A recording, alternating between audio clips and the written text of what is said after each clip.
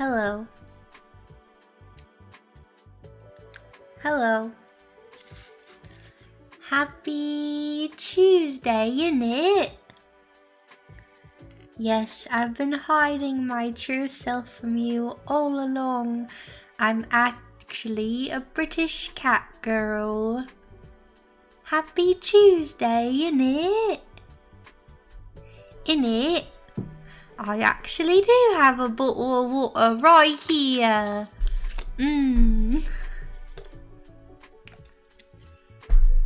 Yeah.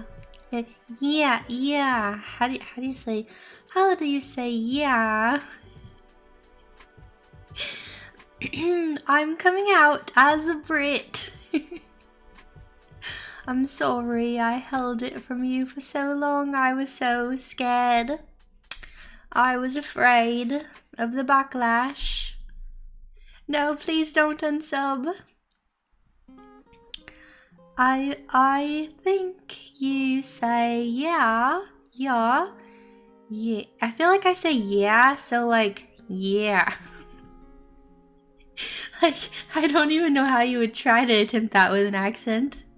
I'm deathly sorry to any of my British audience. I'm very sorry that I have butchered your language. It's that southern drawl. I got that southern drawl, you know? A country Brit, yeehaw. Do they have those? Are there country British people? There have to be, right? Like British people out in the country? What do they sound like? I mean, I'm assuming it's not the same, obviously, as like a southern person from the US, but like they have to have at the very least like hillbilly. But they wouldn't sound like a hillbilly, I guess. They'd sound like, I don't know. Like, I've never honestly understood it. Like, what is the difference between a redneck and a hillbilly? And, like, is there a difference between those? Like, I feel like a lot of people like being called a redneck. I feel like hillbilly, when I think about hillbilly, I think about somebody living out in the middle of nowhere. They're like, I feel like I think about like an older man with like a t-shirt that doesn't fit him very well. He has like a big tummy. Like, I don't know, that's what I think about when I think about a hillbilly. And then I think about like teeth missing a little bit. But then a redneck, I don't think about that. Like, I think a redneck is like a blue collar, like, I don't know, what would you call a blue collar if you're like out, like, I don't know, a construction worker? Like if you're a construction worker, is that like blue collar? Hillbilly more for the mountains, hills, redneck more southern. That sounds right. Like a trucker or a farmer. That's blue collar, right? That's very blue. I thought so, but I was like, obviously you don't actually have a collar. I mean, some people I guess do. Most people I knew that did construction, because like my papa and my dad both did construction, and they obviously didn't wear collars. They just wore like t-shirts and jeans. So I'm not sure if people really do construction in collared shirts. I think it's just more of like the title, blue collar. I know it's like blue collar because there's also like a white collar. Like a white collar job is like, I guess like office, like higher up, you have like a white collar. So I guess blue collar is just supposed to be like the, like lower than white collar, I guess. Bro, I don't know. I was gonna be a teacher and now I'm an anime girl on the internet. I don't know about all these collar jobs. I'm not familiar. I wanted to say thank you, Spirit. Thank you so much for the $5. They said thanks for being you and grounding us in Christ regularly. I try. I'm not perfect. I do try. Thanks to this community too. Well, thank you so much. I really appreciate that. And thank you for hitting one out of our new daily goal of 10 super chats. we'll see if we can hit the goal by the end of stream, and if we do, I might have a little special surprise for you. Might have a little special surprise. But yeah, today we're gonna be reacting to some stuff. A few different videos. One of them I saw, well, I didn't watch the video. I watched the first like minute, and I was like, yeah, I want to watch this on stream because this is kind of crazy. Like, the concept of it being acceptable to hit anybody, and when I say hit, I don't mean like a playful little like consensual like, oh, I'm gonna hit you with a plushie like playfully and you're both laughing. I'm talking about you are trying to harm someone, you think it's funny, like you think it's good. Like, that's like, how do people think it's okay? And honestly, I question.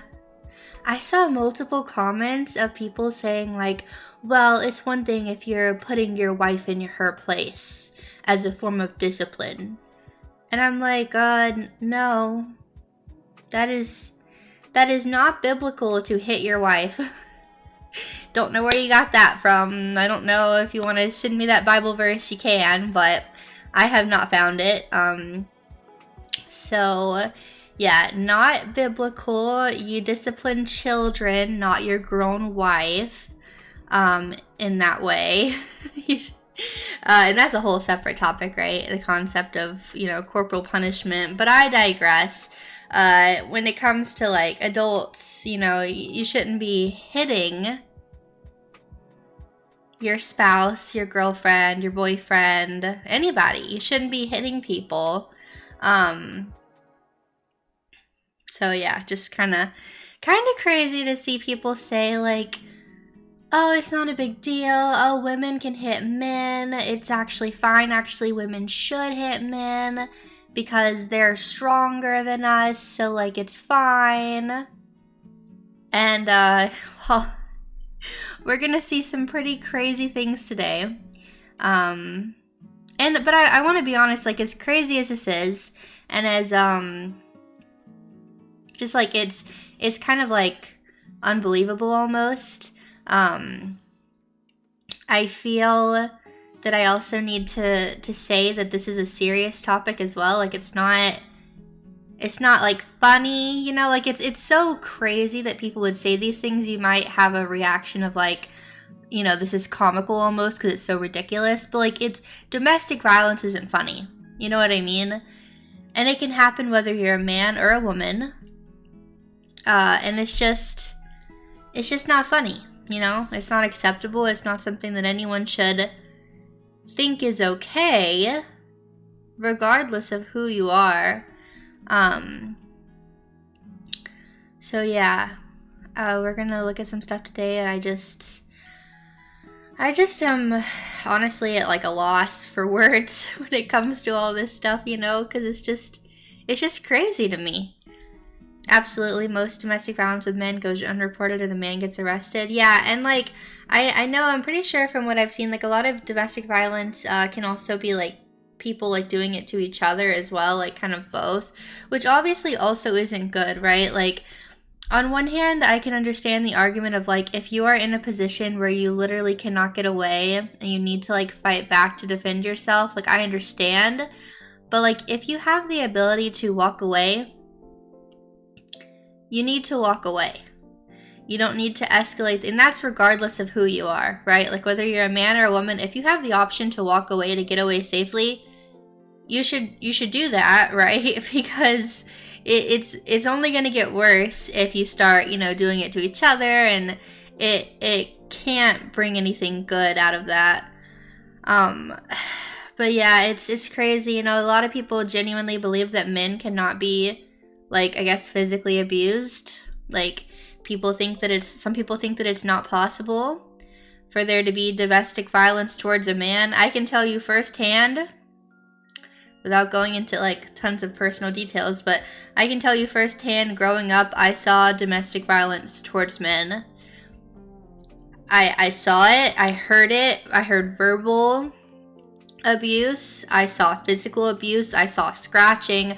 I saw pulling. I saw slapping. I saw all different kinds of things. I saw crazy stuff growing up. And it's not right. Doesn't matter if it's to a guy or if it's to a girl. And this concept of, well, men can't put their hands on a woman, which I don't think men should put their hands on a woman. But at the same time, it's like people take that and they're like, so I can do whatever I want to you and there's no consequences. Because you're stronger than me, you're bigger than me, so I can just do whatever I want to you. It's just messed up. And of course, like I said, it isn't always hitting.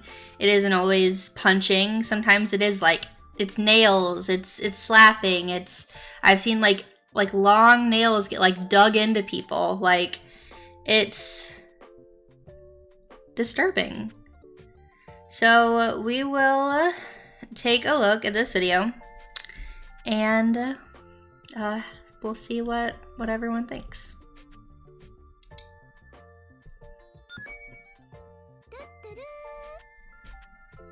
I'll make myself a little smaller. Alright, let's go.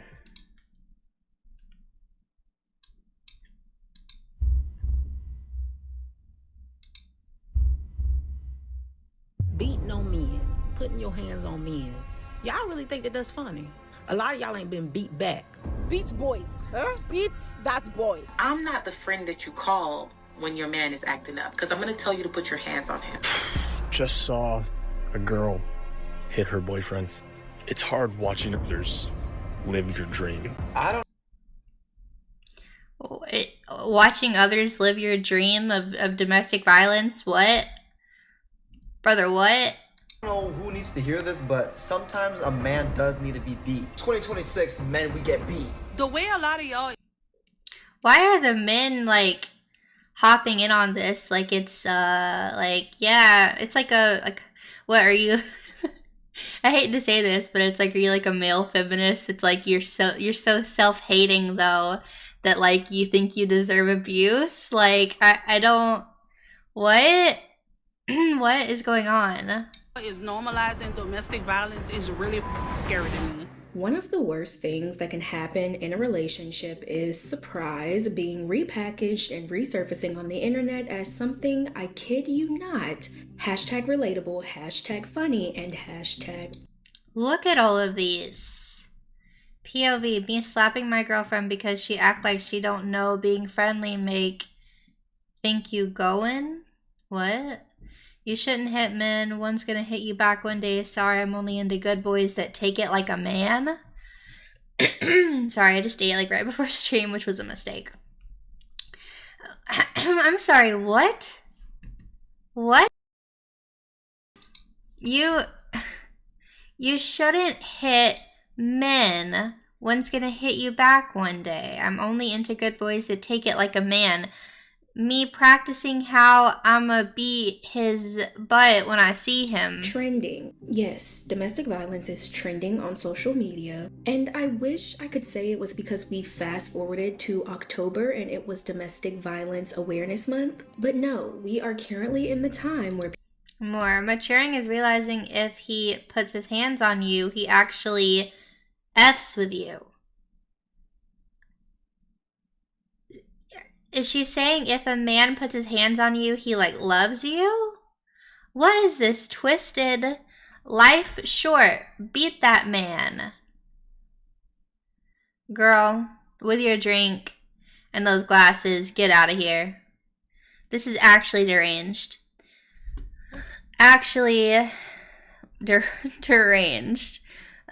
Someone in chat said, Strawb, what do you think if a woman hits a man, how should the man respond?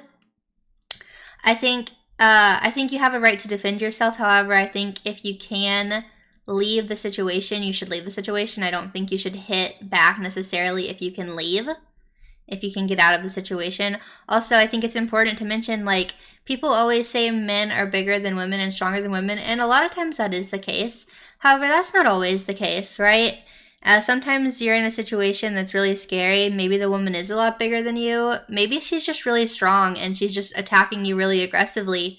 But like, you have a right to defend yourself. At the same time, though, like I said, if you have the ability to walk away safely, you should do that and you should leave the situation, right?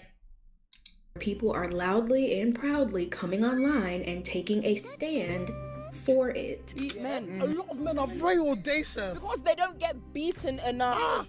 Now, before we get into this video, I do want to give a quick viewer advisory. I will be blurring all physical acts of violence to make this video easier to sit through, but we will be talking about DV, and if that's triggering for you, please click off this video. I try to make my platform a cozy corner, but not all important conversations can be cozy. So I understand if this video is not your cup of tea, and I will see you in the next one. But if you are staying, welcome to the Girl Talk you didn't know you needed. Now, I'm not saying you have to subscribe. You're classy. I know you don't just give those away for free, but hopefully at the end of this video, we become bestie enough for you to take that next step. That being said, to understand how we got to the lowest point of society, we have to go back to a time when this wasn't a trend, okay? It was a secret. I wouldn't let anybody know.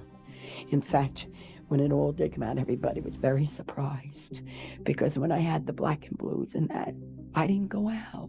I didn't go anyplace. But he would have such control not to hit me in the face, so that way no one would know. It was a big secret, and he could keep it that way. I tried to cover up for years. I tried to cover up for having to go in with the black eye and make an excuse that it was the footballer, it was walking into the door. You know, the covering up is the worst, I feel.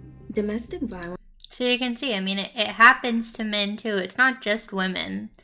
Like, that's so sad to think about. You could have like a black eye or something and not want to go anywhere because you don't want to have to explain what happened, and to have your partner be so, I mean, deranged and sadistic that they're able to really logically think, oh, I'm not going to hit them in the face so that no one can see. I'm going to make sure I hit them somewhere that no one can see it. That's just, it's just so disgusting. What the heck? What was that? Wait, hold on. I don't think I have my alert box on. Oh, I think maybe the sounds was on. Either way, thank you. Hold on. Fat boy, thank you for the $5. There is no lowest part of society, it's infinite. Yeah, it's pretty disgusting, honestly. Violence was something that dangerously thrived because of silence, and it was everywhere, happening to men and women all around the world, but it lived behind closed doors in neighborhoods where everyone minded their business because legally it was allowed. If you go, I wasn't aware of that. I'm not super familiar on the like legalities, like historically, of domestic violence. Also, someone in chat saying, why do we watch this stuff? Yeah, it's to be informed and to talk about serious topics that affect people. And again, like we said in the beginning of the stream, like if this is something that makes you uncomfortable, please click out. I don't want anyone to be uncomfortable, right? But this is what we're talking about today. So if you can't handle that respectfully, I'm going to ask you to go ahead and leave now. Back to, say, the 1960s, what you would find is that intervention by police officers in cases involving intimate partner violence was pretty rare. That oftentimes the men, and at that time we were only talking about men as perpetrators. And like you never think about things like this. A woman going around in a fit of rage and throwing things and breaking things, that's terrifying to experience. Like, that's very scary.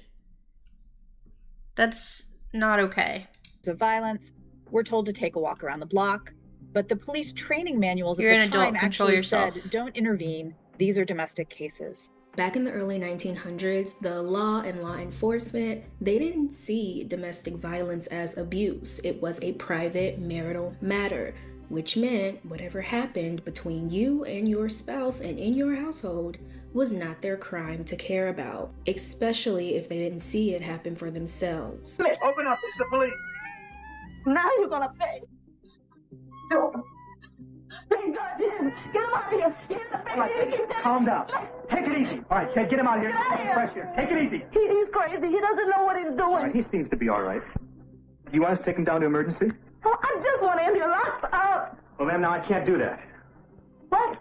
Unless the crime is committed in our presence. Do you mean you can't arrest a man when he's beating up a woman? Not unless we see him do it. This position of power the husband had was because he was the head of the household, and back in that era, being the head of the house, making all the money, and basically owning all legal rights to your wife. Because let's not forget, women weren't considered independent individuals until the 1970s. That means while the police... Yeah, that's wild though. I mean, these are the things, like when people say they don't want women to have agency over themselves, like, this is kind of what I think of, though. Like, this isn't good either. You know what I mean? Like, I don't have all the answers. I don't really know how we fix all the problems that we have now. I mean, besides Jesus Christ. But at the same time, it's like, this isn't good either. This is also not good. So it's upsetting. Anthony, thank you for the 5. I will say the only black eye I ever got was from a crush. I was picking on her and she accidentally hit me, but I got a date out of it. Well, I'm glad it was an accident. I'm sorry you got a black eye, but you know, I'm glad it was an accident at least, because that's not good. And thank you for another 5. In the 1950s, "Pow, right in the kisser" was the most popular catchphrase of honeymooners, the most popular show of the time. Excuse me. Interesting. I don't really know much about that at all. But, yeah, I agree. Women should have rights. They also need to be held accountable. I think everyone needs to be held accountable for their actions, right?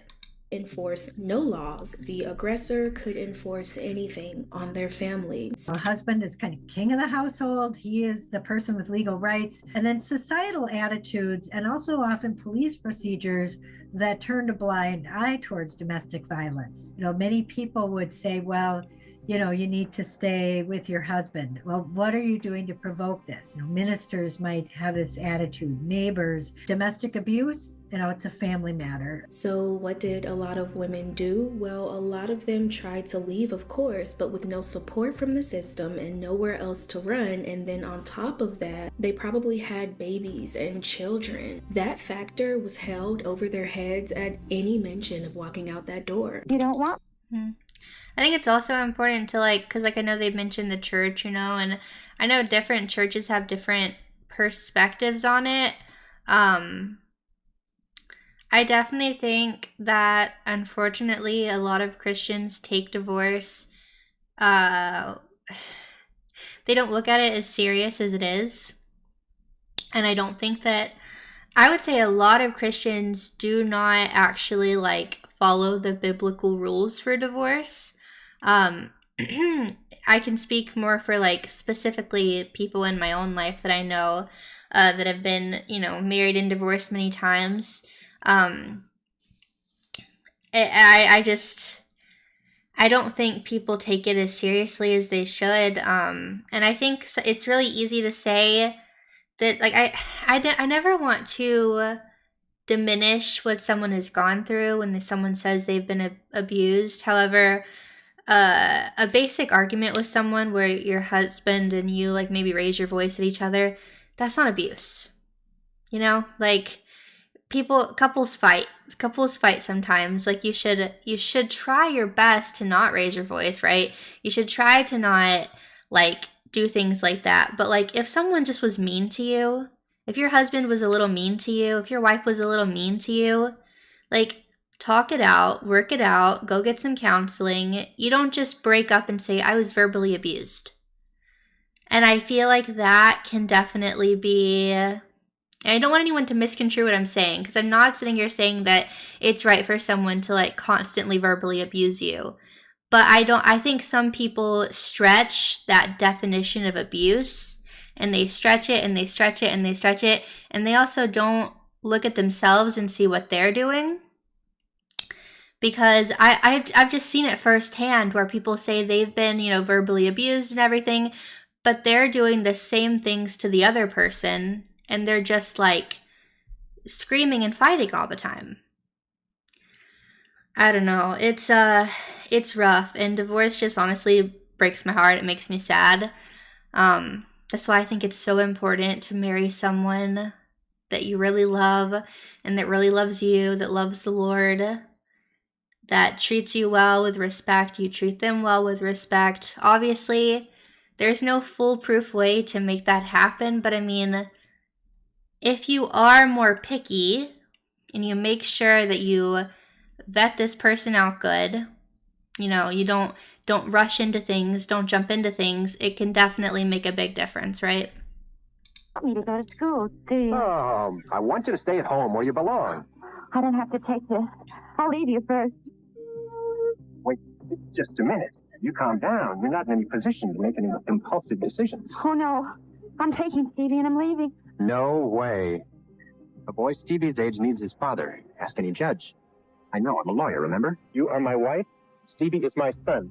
And nothing you can say or do will change that. If you ever try to leave me again, I'll use every law in the books to make sure you never see Stevie again. You understand? Fast forward to the 1970s, women were getting a bit more legal rights. They were told to fight back against male control, and that sparked a fire in them. But without a place to run, without their own money, the only thing women could retaliate with was death. My dad was really punching her that night, really her up bad that night. And my mom decided she'd had enough. She put us in the car, went back in the house, came back out in a rush, crying. All his kids are screaming. And I remember looking back, just like this, and seeing flames through the trees. Francine Hughes burst into the guardhouse at the sheriff's office shouting, "I did it, I did it." What she'd done was her husband. She poured gasoline under his bed and lit it. She was driven to kill her husband by constant beatings during the 13 years they lived together. No other. I mean, that's rough. I don't know all the details. I feel like I can't really speak too much. I mean, I don't think you should necessarily, I don't know. Like, I don't know what the abuse was like. My response wants to be, you know, if you could get away, just get away. But I don't know. That's sad and crazy and awful. Trial that originated in the state of Michigan has received such widespread national attention as the Francine Hughes murder trial.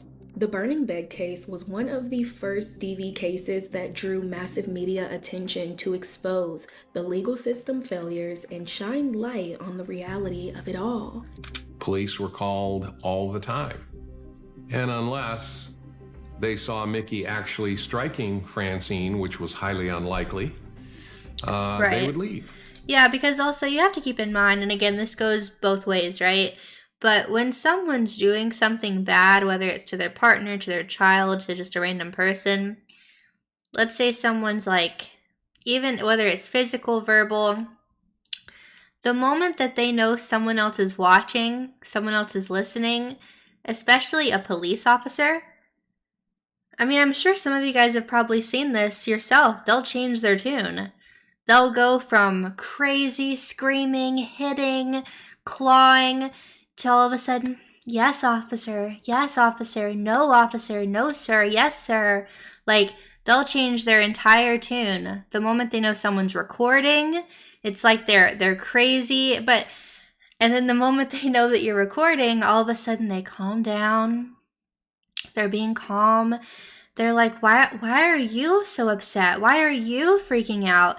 And so that's how you know that it's calculated, though, because they're able to dial it back when they know someone else is watching.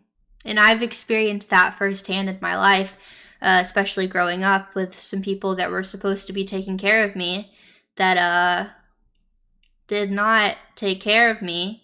And I called the police before, you know, and then when the police get there, the police are like, you need to respect them, you know?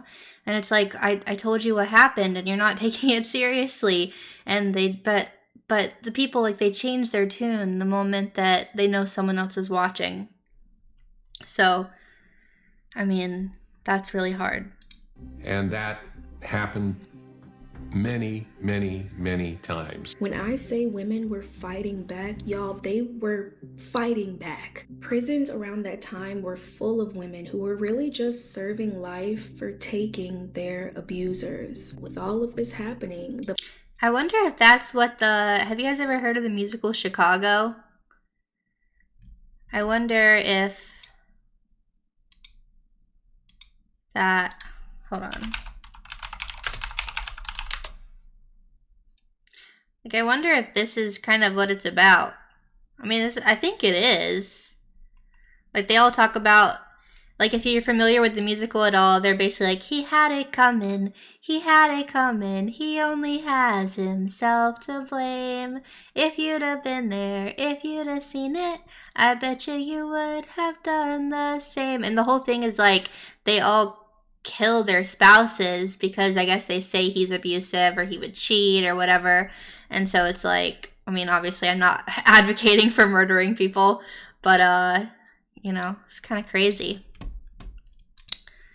Baked Buddhist, thank you for the 10. Wow, I lived with my dad and stepmom. She was addicted to gambling and shopping and would beat my dad to get money. I'm so sorry.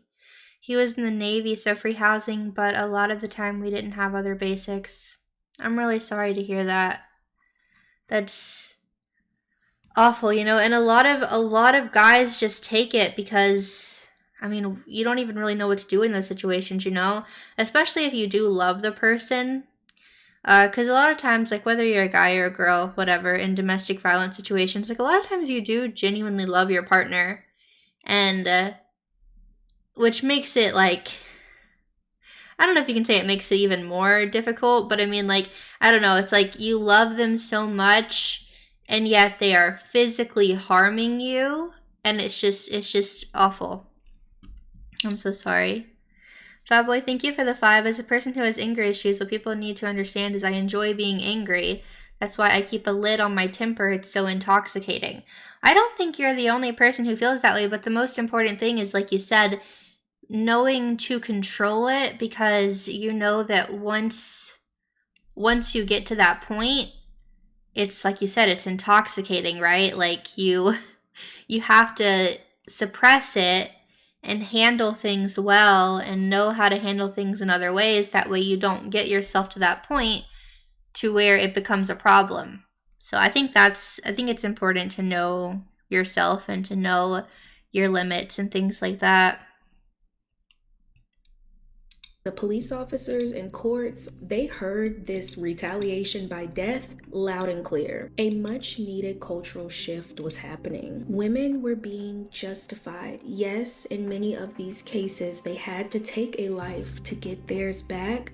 But in the end, these women weren't being punished anymore for being punished. These women are in prison because of the process, not because of their cases, not because of the facts of their cases. So I just wrote a simple letter asking the governor, we've been in prison for multiple years, we're abused women, we've suffered, we are offenders, but we're victims, and everybody signed it. And before I knew it, there was this big, wow. We need all our sisters home. Our families are missing their mothers, their daughters. So back then, women weren't violent because they wanted power. They had no protection, and their fight was about survival. But over time, that started to shift, and the tone around aggression became a bit casual. Around the early 2000s, a lot of kids were basically... So this is how we're kind of seeing things have changed, right? Like, this video is 2003. All the things we were talking about before was like in the 1900s, like even like the 50s, the 60s, the 70s. Now we're starting to get a little closer. We're getting into the 2000s. We're getting into, and then eventually we're going to get into today to see just how much things have changed and flipped in a lot of ways. Taught that one playground rule that I feel like messed a lot of people up in the heads. You know the phrase, if they hit you, it means they like you. Do you know why that little boy did those things and said those things? It's because he likes you. Whoever conjured up the lie to tell little girls, oh, when he hits you, he likes you, why were you setting women up for failure? You know, I never really thought about it like that, but yeah. Also, I feel like a lot of times it's just not actually true. Like, I feel like when you're a kid and someone actually, like, straight up is, like, hitting you, and, like, or, like, just, like, being really, really mean, I feel like they don't actually like you. I feel like they're, I feel like they actually are bullying you. Like, I think there's something to say about if someone's being a little cheeky, you know, with somebody and very playful. You know, maybe you could say like they're like teasing, you know, teasing, whether you're a boy or a girl, you might tease someone you like. Even adults do that, right? But I think when you're straight up like hitting people and straight up like just being like awful to people, I don't necessarily think it's usually because they like you. Huh? I don't know if it was because from decades of treating violence as private or expected, that opened the door for later generations to grow up confusing the message around love and conflict. I don't know. But teaching a child that aggressive behavior means someone loves you, that's never going to end well. And as the world got a bit more modern, it started to prove that. If your boyfriend hits you or beats you up, stay with him. He loves you because he's risking for you to press charges on him, calling the police. A guy that's willing to do that for a girl, it's amazing. Do you I have like hearing someone like that, like, do you really believe that? Like, do you really think that? What?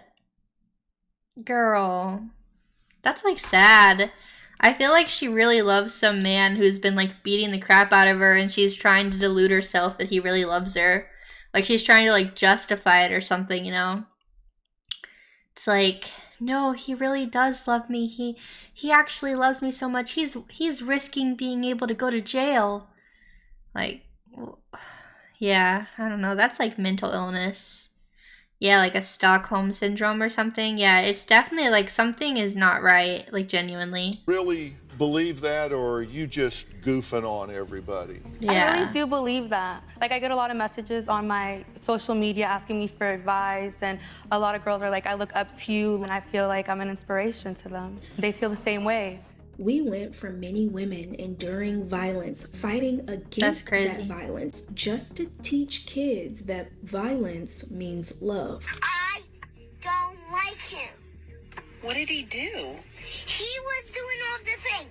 He was chasing, he was following me, chasing me, trying to pretend he was by me, and he yelled at my face, he yelled at my ears, and he bring my body parts, he yelled at my face, and he spit on my face. You know, He a spit lot on of the her? times when boys do that and they act like that, it's because they like you. And I truly feel like that message. He spit on her. If what that little girl is saying is true, he spit on her. Why are we telling her that he likes her? Like, this is whenever you go to like the teacher, you go to the counselor, like you go to your school and you like say, hey, this kid was like, you know, my daughter said all this stuff is happening. Like, what? Oh my goodness. Right there, put it in the heads of many people that putting your hands on your partner wasn't shameful anymore. It was just a part of the relationship. This is my brother. No, they not.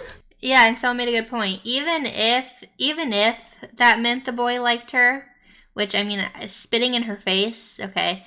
Even if it did, it doesn't make it okay. It doesn't mean you can go around spitting on people and hitting people, and like, we need to teach kids, boys and girls, to keep their hands to themselves. Like, that's like what we should teach all the kids. Cause I'm not. What are you talking about? It's not you about you. It is cause you my what you talking about? It's not about you. So watch your mouth.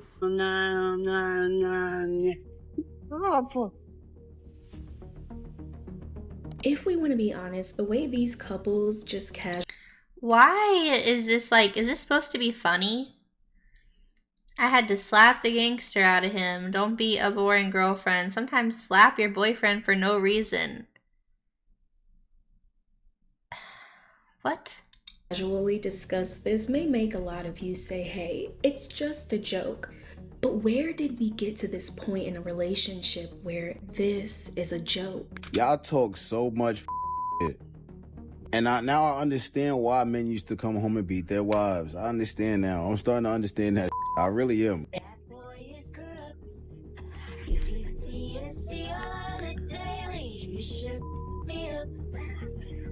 She just slapped him in the face. And it's supposed to be funny. They put some funny music in the background of it, so it's silly now. Hashtag man beater. What? Huh?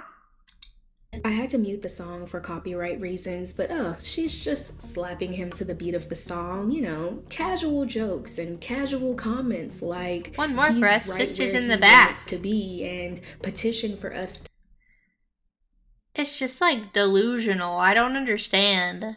To start beating our boyfriends more. Huh?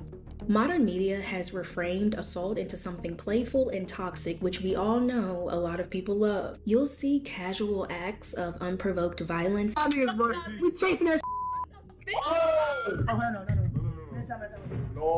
Like, imagine if the guy would have just slapped the girl upside her head and been like, ha ha ha, it was just funny.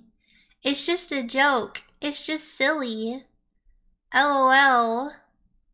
It's just a joke. Like, let's switch the genders around real quick and just give you a funny little slap to your face and see how everyone feels about that. I don't think they're gonna feel very good.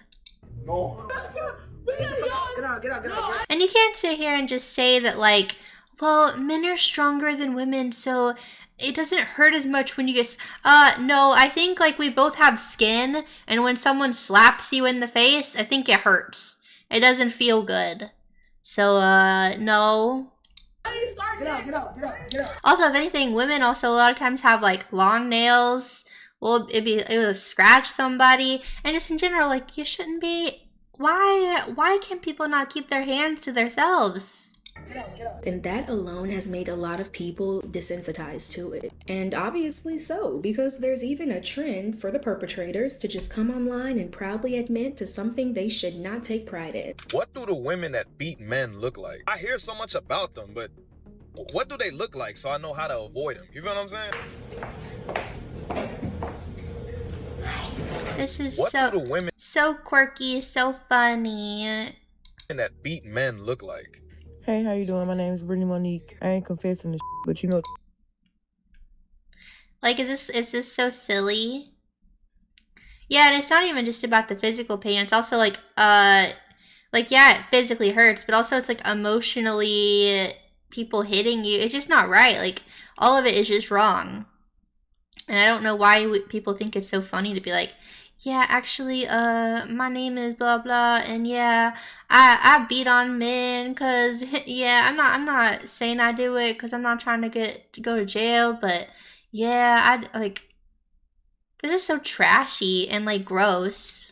Going on. I'm gonna say something that you're probably gonna have to wrap your head around, and you may not agree and you may not like the sound of it, but just hear me out. Y'all remember earlier when we talked about that much needed cultural shift, when women had no other option but to fight back and the justice system finally started listening? Well, once that shift made fighting back more justified, over time, the look of fighting When I remember I actually did slap him in the face when he disrespected me. What happened to talking to people? I don't know how to argue. Stop talking to me before I swing. You're a grown adult and you can't have a civilized conversation. You have to resort to violence. That is not a flex. That is pathetic and embarrassing. Unlocked my full potential when I slapped a boy in the face for the first time for disrespecting me. Again, do you have no self-control? This is embarrassing. Like, this is not a flex. None of this is a flex.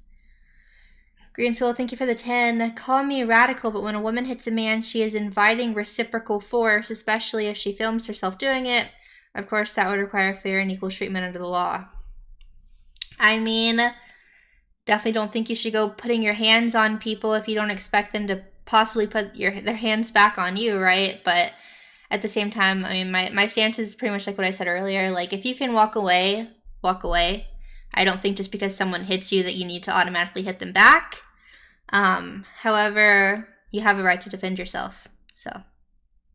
Fighting back started looking different, especially online. It seemed like some people started branding hitting men as empowerment. Almost like, yes, take the power back. Well, it's like the same thing where it's like, I hate all men are trash, all men are garbage, blah, blah, blah, blah. It's like, but if a man goes around and says all women suck, all women are trash, all women are garbage, it, you know, rightfully hurts our feelings. So why would it not hurt a man's feelings to see people say that about them? How about there are bad men in the world and there are bad women in the world? Because there are bad people in the world. There are also good men in the world and there are good women in the world. Because there are also good people in the world. Like, it feels like common sense, but like, these people don't have common sense. Common sense just isn't common these days.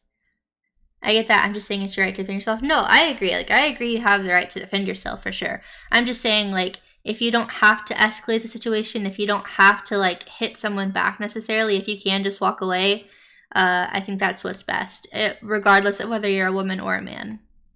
But go ahead and knock that man out in the process. So I've recently started a business where I beat men. So you are in a violent relationship. This boyfriend is trying to scam you. You're confused about him. He's cheating on you. He's beating you up. Wake me up at midnight to beat a man. Please, please, give me the opportunity. So I have a goal. In all this, I have a goal. I want to be able to beat at least 1,000 men by 2027.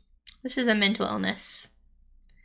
This is like you have some deep-seated hatred for men. Something happened to you. Or you got some hatred for yourself. Like, you're insecure.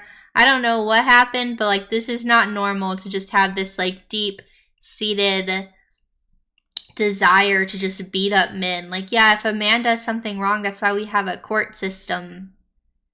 Like, that's. You don't go hire someone to just go beat him up. Like, what are we talking about? Yeah, and it's like, I'm assuming this is a joke, right? Like, you have a literal business where you're paid to assault people. Like, you're like a softcore hit woman or something. Like, okay. Do you understand? I'm literally going to punish men, for sure.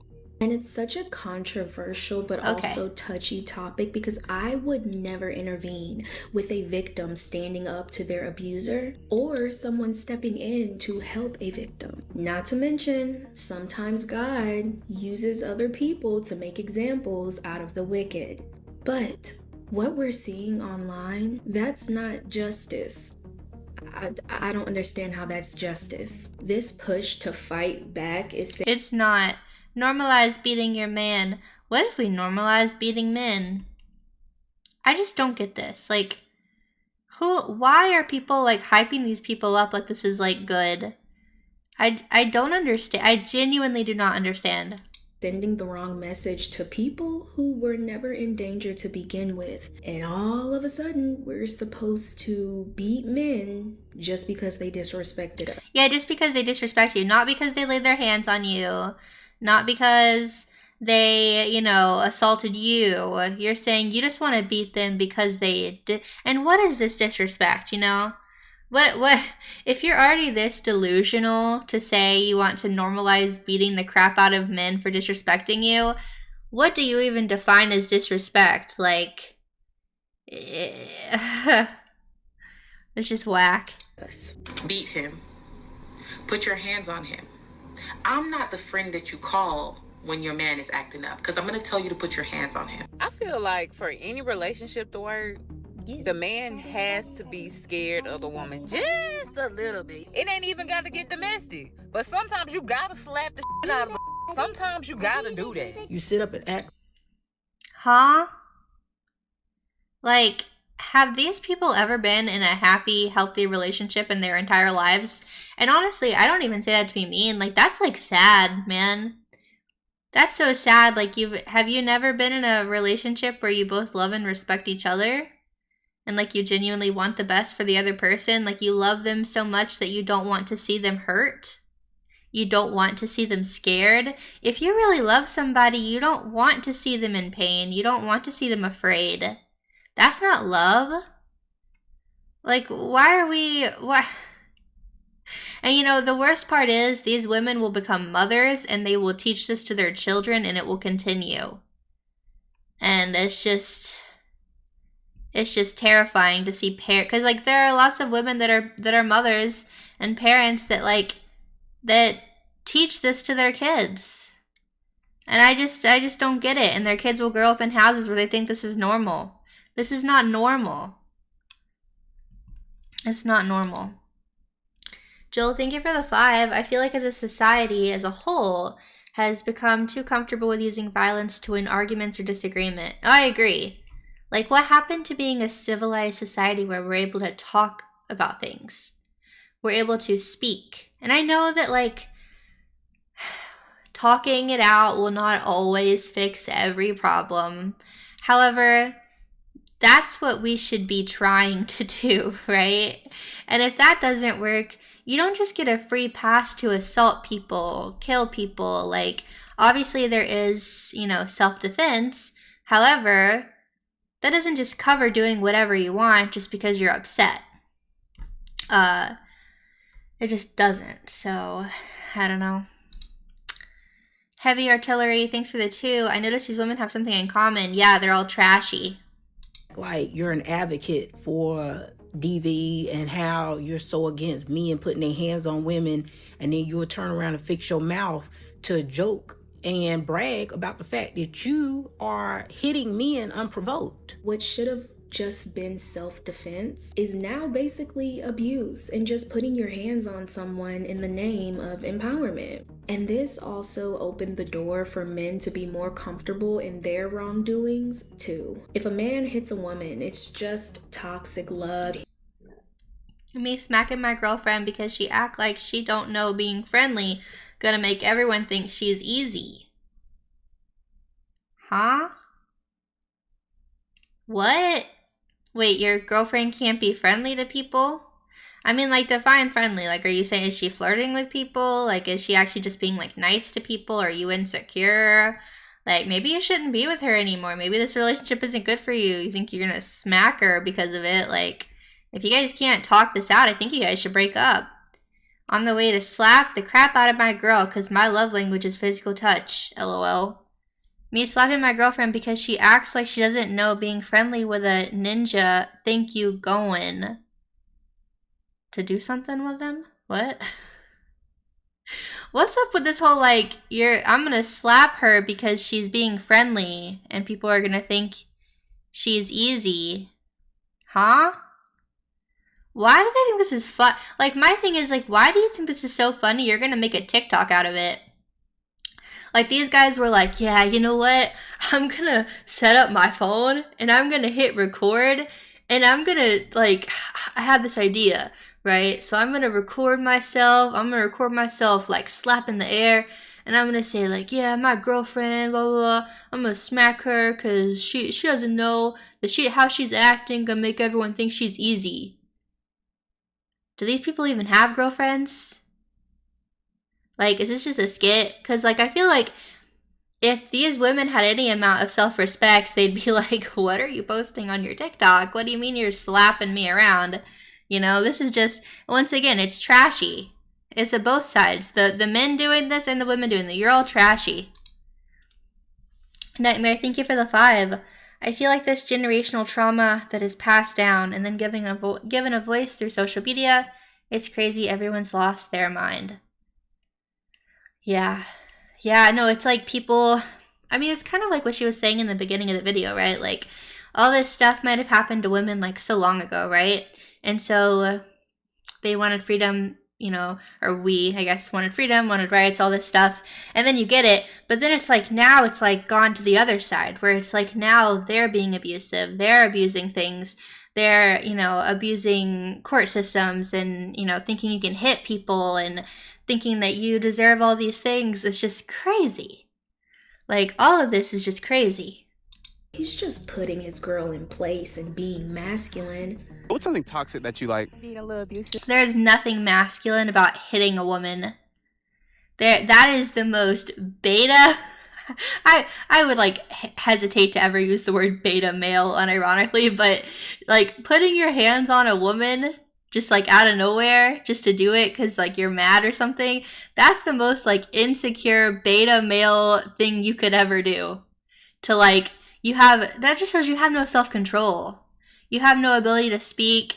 To put your hands on a woman, like, you're a grown man and you're gonna put your hands on a woman. It's embarrassing. Not to mention it's just wrong, but like, it's embarrassing. That's not like a cool masculine trait. When he get real jealous, when he see me talking to another boy, he take it out. People like the toxicity though. Like, I can't lie, I see it. Like, a lot of people like want a toxic relationship. Like, it's like it excites them. It fires them up. They like to fight. They like to live in like a fight or flight. Like, it's like something, it's like a mental illness of some sort where they actually like thrive off of arguing. They thrive off of like all these different things. I don't know, like they enjoy, they're addicted to the drama and the adrenaline. They love the toxicity. It's sad. Out on me, so. Hey, what's something toxic that you like? When my man choked me out when we arguing. But since when did abusive behaviors equal masculinity? If he's aggressive and violent, that's just him being manly. But No. Truth be told, it's actually him just being a threat. Yeah, I see why back in the day used to come home and beat the shit they wife, bruh. Yeah, like, baby, these bills stressing me out. They keep piling up. I don't make enough. The job stress me out itself. You stress me out. Taxes eating up my check. And y'all don't understand how heartbreaking. So you just beat your wife, okay? My bills are stressing me out. My wife is stressing me out. So I'm just gonna beat my wife. This is a normal response. Like, right. Uh-huh. Come on, please just do it. Thank you for the 5. I feel like this is normalized most through peer pressure and perceived societal expectations. Yeah, it's definitely like a social thing, right? And we can see, I know someone mentioned Sabrina Carpenter released a new video. I didn't see the video. Such a shame. I used to really like her. Like years and years ago, I liked her on TV. I liked her music and stuff, but it's like, she is so obsessed with hating men. Like, apparently, like, so many of her music videos and stuff, like, which I don't usually watch a lot of music videos. I usually just listen to the song, but, like, apparently, like, I don't know how many of them. It's been a bunch where it's like she's literally killing guys in her videos. Like, every single music video, she's, like, literally, like, offing men in every single one. Like, it's like a big plot, and all of her music videos is all about, like, killing all the men, and, like, there's dead men everywhere, and, like, shows, like, gruesome ways they die, and, like, it's all about, like, girl boss music, like, empowering women. Women are on top, and, like, men suck, we hate men, and it's like, that's crazy. Like, it's actually crazy because, once again, if the roles were reversed and a man had like all his videos with like dead women and like beating up women, how would that make us feel? How would that make us feel? Like, it wouldn't make me feel very good. Yeah, it's not empowering. It's definitely not empowering. Maniac, thank you for this 5, and we hit our daily goal. Let's go. If you actually care about a person, being toxic or abusive isn't on the table, at least for myself. Well, yeah, right? Like, if you really love somebody, if you really care about them, you want what's best for them, you love this person, you're not gonna want to hurt them. Like, you're gonna want them to be happy. You're not gonna want to hurt them. That's like crazy. Ace, thanks for the $2. People don't know how to act like adults anymore. No. Well, it's also the concept of like, people don't know how to act like adults. People can't be respectful. Like, people can't, like, you see that even like on the internet, you see it in real life. People can't agree to disagree. They can't have respectful conversations. We see it in our government. Like, I talk about all the time. Like, I know a lot of you guys are going to disagree with me. That's fine. I hate that our government is, like, not professional anymore. Like, I know that they all didn't used to love each other and sing Kumbaya and go dance around in a big circle together and, you know, frolic in the flower fields. But, like, there used to be a level of decorum that you just do not see anymore. You just don't see that level of decorum anymore, and I hate it. I think it's disgusting.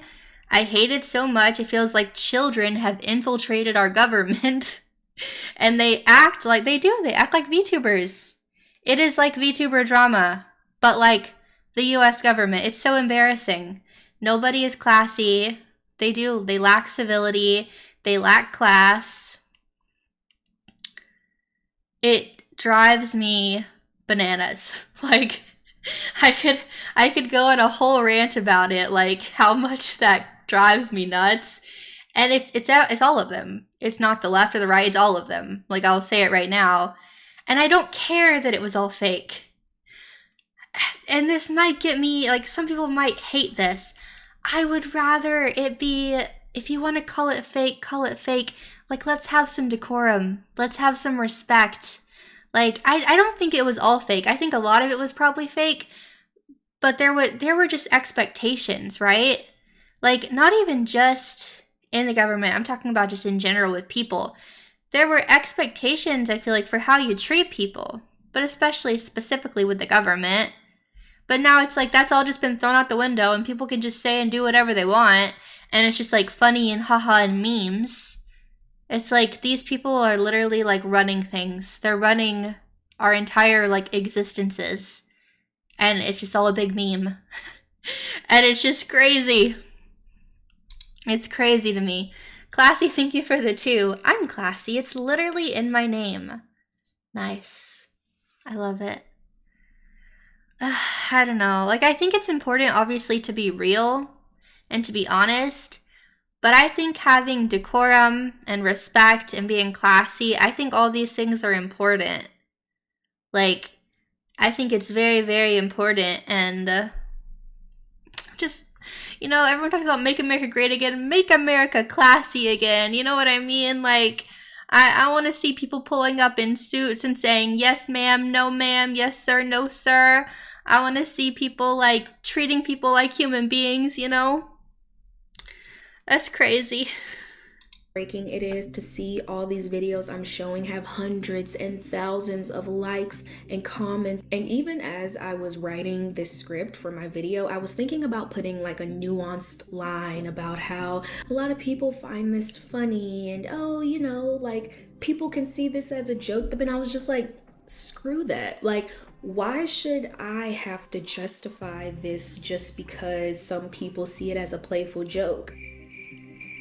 None of this is funny. I can't help but feel this pit in the bottom of my stomach because I'm thinking about the people that have actually been in a violent relationship. I'm thinking about the victims that really aren't heard when they speak out. For example, let's say men who go through this. Society has got a long way to go, and I think that there are probably a lot of men out there who are suffering in silence and are too ashamed. I was almost 6 foot tall. My wife was 5'4", and if I went and told anybody that my wife was assaulting me, they would laugh at you. I'm thinking about the No, it's true. Like, you know, you're a tall guy. And even if you're not tall, but like you're a guy, right? You go and tell someone, especially, well, now, but especially I think in the past as well, but even now too, like just in general. I think it's different slightly in different ways, maybe like historically in the past versus now, but still either way, you're a guy and you tell someone my wife is beating up on you, they're gonna, like, a lot of times, unfortunately, laugh in your face. They're gonna be like, bro, your wife put her hands on you? Like, are you a woman? Like, that's dumb. Like, control your wife. Get it together. Like, oh, you're being so dramatic. You're being a baby. Like, which is just stupid.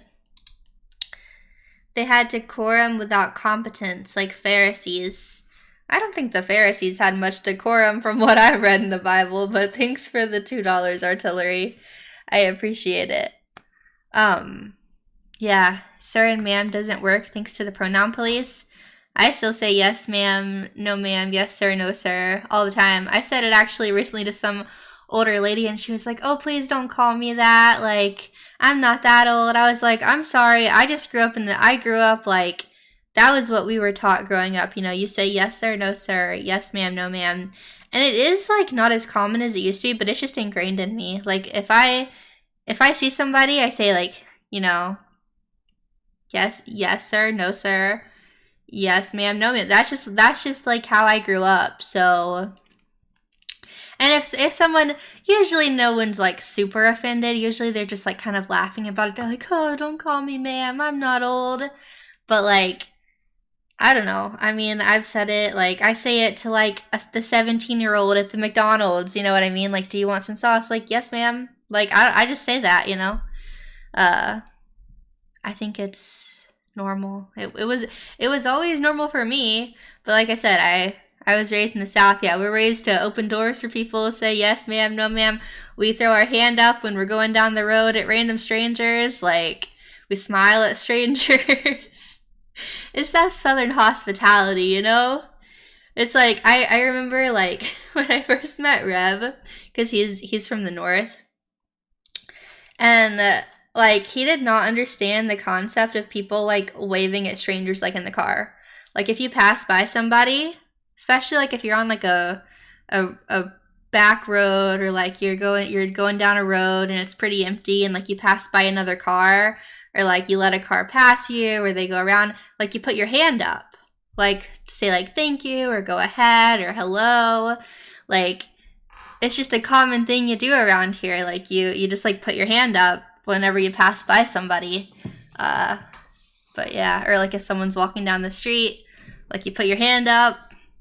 I don't know. It's normal here. Huge amount of men online who joke about this, further adding on to the stigma being that men can't actually be physically harmed by women, and hold on. Adding on to the stigma being that me beating on my boyfriend for an hour and he hasn't hit me back not once. Like, she looks like she could pack a punch. You know what I mean? Like, are we sitting here acting like she's, and I'm not like body shaming. I'm not like, it's not like that. Like, she's a pretty girl. It's not about that. But I'm saying, like, are we gonna sit here and act like she can't beat up on somebody? Like, she's not a tiny little girl. You know what I mean? Like, and yeah, you're trying to act like it's a flex, like you're beating on your boyfriend for an hour and he hasn't hit you back. She could do some damage, you know? I'm sure she has done some damage. Sounds like she's beating on him. Y'all gotta stop hitting men and thinking they shouldn't hit you back. I mean, any female that says she beats them never met one that beats them. True. Yeah, they're definitely, I mean, does she look scared? Does she look like, I mean, clearly she says he hasn't hit her back once. She's not afraid. And I'm not saying she should be afraid. Like, I don't want anyone to be afraid. However, like, maybe you need a little bit of healthy fear in you. You need the fear of God in you, right? You're gonna go beat up on people and think you're some bad, oh, I'm bad. Yeah, I beat on my man. He don't touch me. Like, what? That men can't actually be physically harmed by women, and men love being with feisty girls that can beat the hell out of them. I don't know who needs to hear this, but sometimes a man does. It's the septum ring. They say the septum ring theory confirmed. He has a septum. I guess it counts for men too. Bro, like, what is this? Do you have any self-respect? Like, hashtag beat men 2026. Like, brother, do you have any self-respect? Like, genuinely, like, have some respect for yourself, dude. Like, this is embarrassing. What are we doing? Does need to be beat. Sometimes a man needs to fear his woman, scared at the fact that when he gets home, he's getting a frying pan stuffed up his ass. You're a little. I mean, clearly I feel like it's probably a joke, but like, it's not funny. Like, it's just stupid. Like, it's just dumb, you know? My baddie girlfriend is beating me in public and you decide to intervene. I'm sorry. Hey, stop. That's not okay. I'm sorry. Did I ask you to help me? No, but I saw you were in harm, so I thought I would help you. You thought nothing. Look down at my pants. Does it look like I don't want this? All I'm saying is, it just further. That's just like perversion, like at that point. And like, I didn't need to hear about that. Like, I don't need to know about like your weird fantasies, bro. Keep them to yourself. Like, keep them in the bedroom, you know? Adds to the narrative. Like, you can like what you like, whatever. Keep it in your bedroom. Like, keep it over there, like away from the public. You know what I mean? Like, why do people feel it's so normal to like bring your weird kinks and stuff into the public? Like, the public space is not for you to like do. It's just so disgusting. Like, again, do what you want in the privacy of your bedroom with preferably your husband or your wife, you know, like in a God-honoring marriage. I don't know, but not on TikTok. I don't want to hear about that. That men are supposed to enjoy this. So whenever they do come forward with serious accusations, it'll be the same old, same old. What do the women that beat men look like? She was just beating my like 10 minutes ago. What do the women that beat men look like? That's Jaya. Hi, baby. I love you. Oh. Now, I don't know if that was like scripted or something, but like that's just sad, man. He went to give her a kiss and she pushes him away. Like, that's just depressing, man. This is not sweet. Like, what, man? Like that. This discourse on social media has caused a lot of back and forth and think pieces. One that we've all heard before is that I don't care if I get hit first. I'm never hitting a woman. That's just basic knowledge. I mean, again, I don't think just because you get hit, you should necessarily hit the woman back. But again, you have the right to defend yourself if you need to. You know, like, I don't know. I mean, I can't say I don't have respect for someone who doesn't want to put their hands on a woman. However, like, if you were to be in a situation where you needed to defend yourself, you should be able to defend yourself. However, again, obviously, I don't think you should just go around doing it just because you're like, oh, free game, she slapped me, I'm gonna slap the crap out of her and punch her. And it's like, all right, if you can walk away, walk away. You know? If you can walk away, walk away. The Bible disagrees with him, eye for an eye. I don't know if that's in the context of the New Testament. Hold on.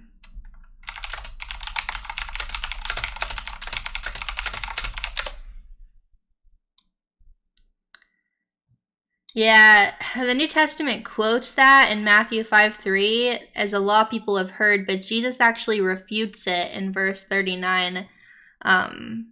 He says, do not resist an evil person. If anyone slaps you on the right cheek, turn to them the other also.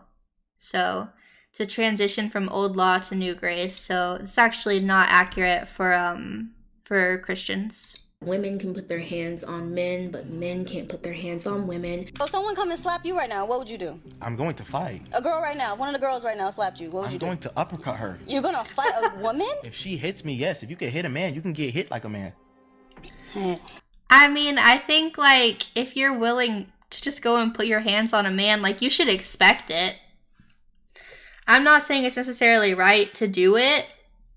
Like, again, I think if you can walk away, you should walk away. However, I think if you're going to put your hands on somebody, you should expect to get something in return. I will say that. I'm sorry. which, in my opinion, just leads people to take abuse less seriously, depending on who it happens to and just overall. If you hit a man, like you full on as hard as you can, do you think that he should be allowed to hit you back? I think that men should not hit women. Yeah, even if a girl hits you as hard as they can. What about, is it wrong for the girl? No, I don't think so. So overall, abuse is abuse, no matter whose hands it's in. And the fact that it's been normalized and turned into a quirky trend is very telling. The way a lot of y'all is normalizing domestic violence is really scary to me. The amount of women and men who are justifying domestic violence is weird. Ain't no relationship perfect. I am a firm believer in it, but it shouldn't be physical. So if you're in a violence, and that's exactly right. Like I was saying earlier, if you're in a relationship, you're probably gonna argue. Eventually, at some point, I'm sure someone's gonna raise their voice. Someone's gonna say something mean to you. Someone's gonna be mean. You're probably gonna raise your voice to them. You're probably gonna be mean to them. That's just life, right? Like, that just happens in relationships. You should talk it out, work it out. Hopefully it doesn't get to that point, but it probably at some point would get to that point. But that's very different than like a physical, like putting your hands on somebody. It's two completely different things. And so when people just say like, oh, I was verbally abused because like you guys argued, like you would yell at him, you would scream at him, he would scream at you and yell at you.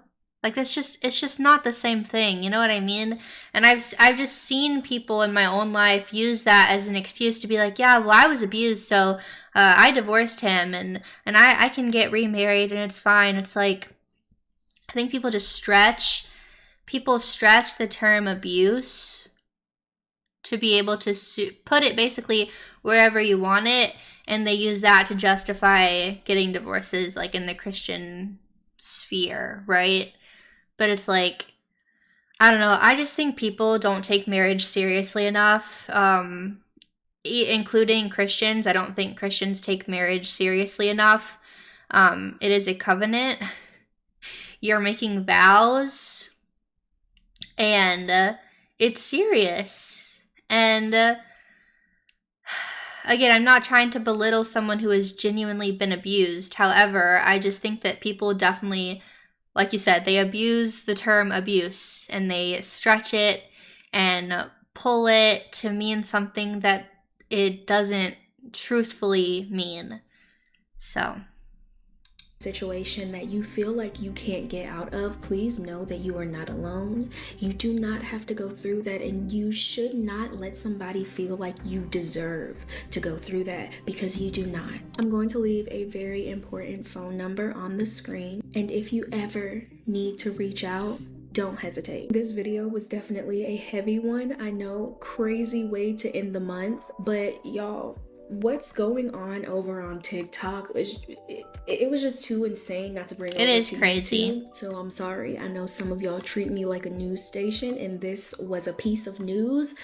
I had to let y'all know. But if you made it this far, thank you for tuning into the Girl Talk. You're welcome. welcome. If you Why'd she cut it off like that? That was kind of a weird. I don't know if she knows that her video cut off like that.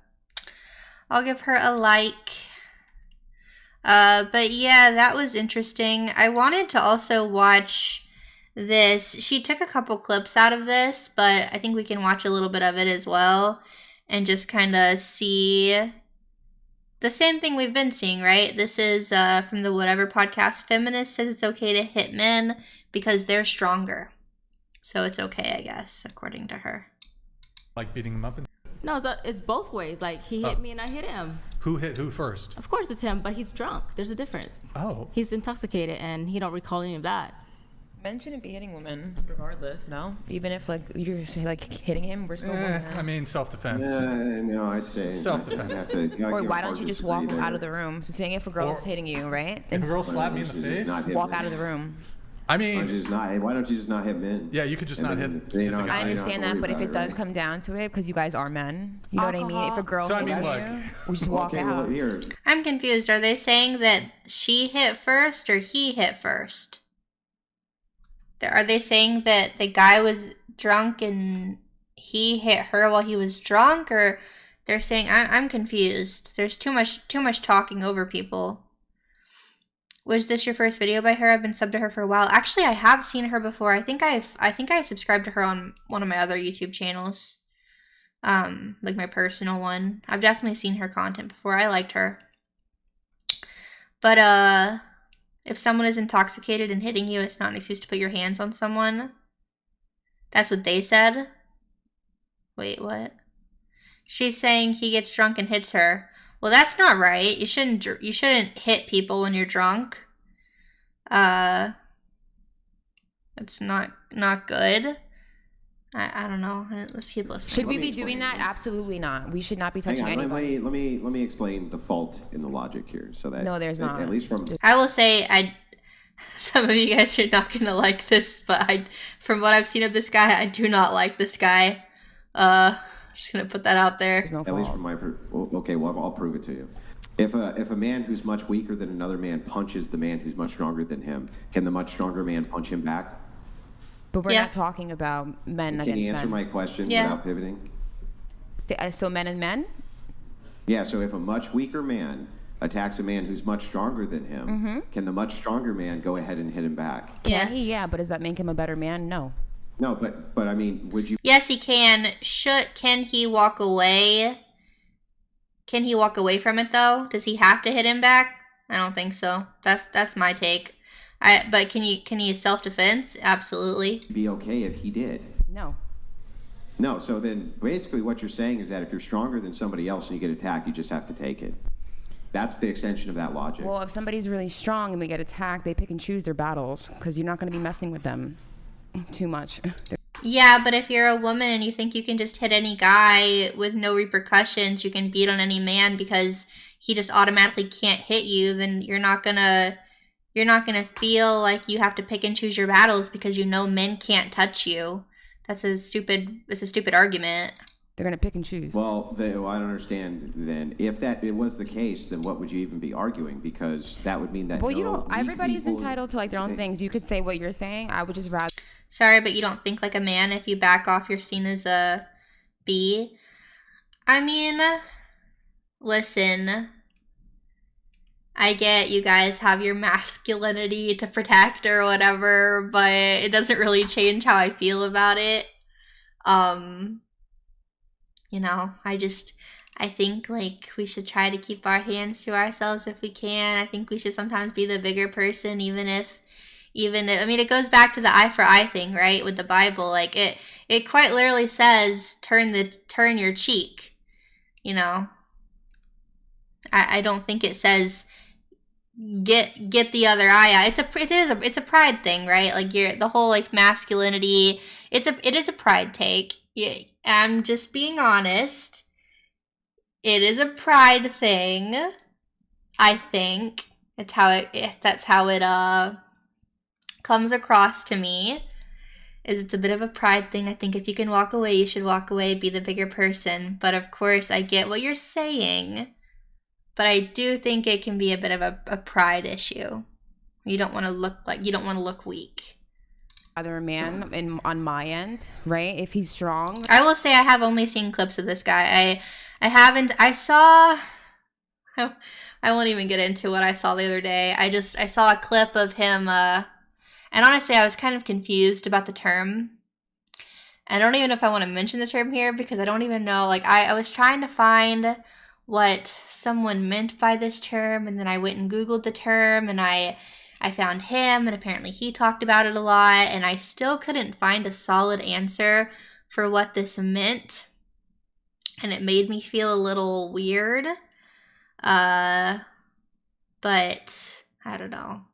I hesitate to ask you guys because I wonder if some of you guys, like, I feel like you guys are probably gonna say answers that are also like all over the place, kind of.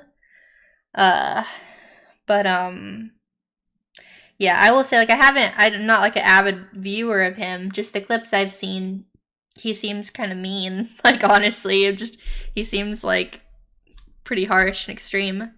Like that, to not hit somebody who's so weak when he could just walk away because he's gonna eat that. It'll be like nothing. It'll be a tap on his shoulder.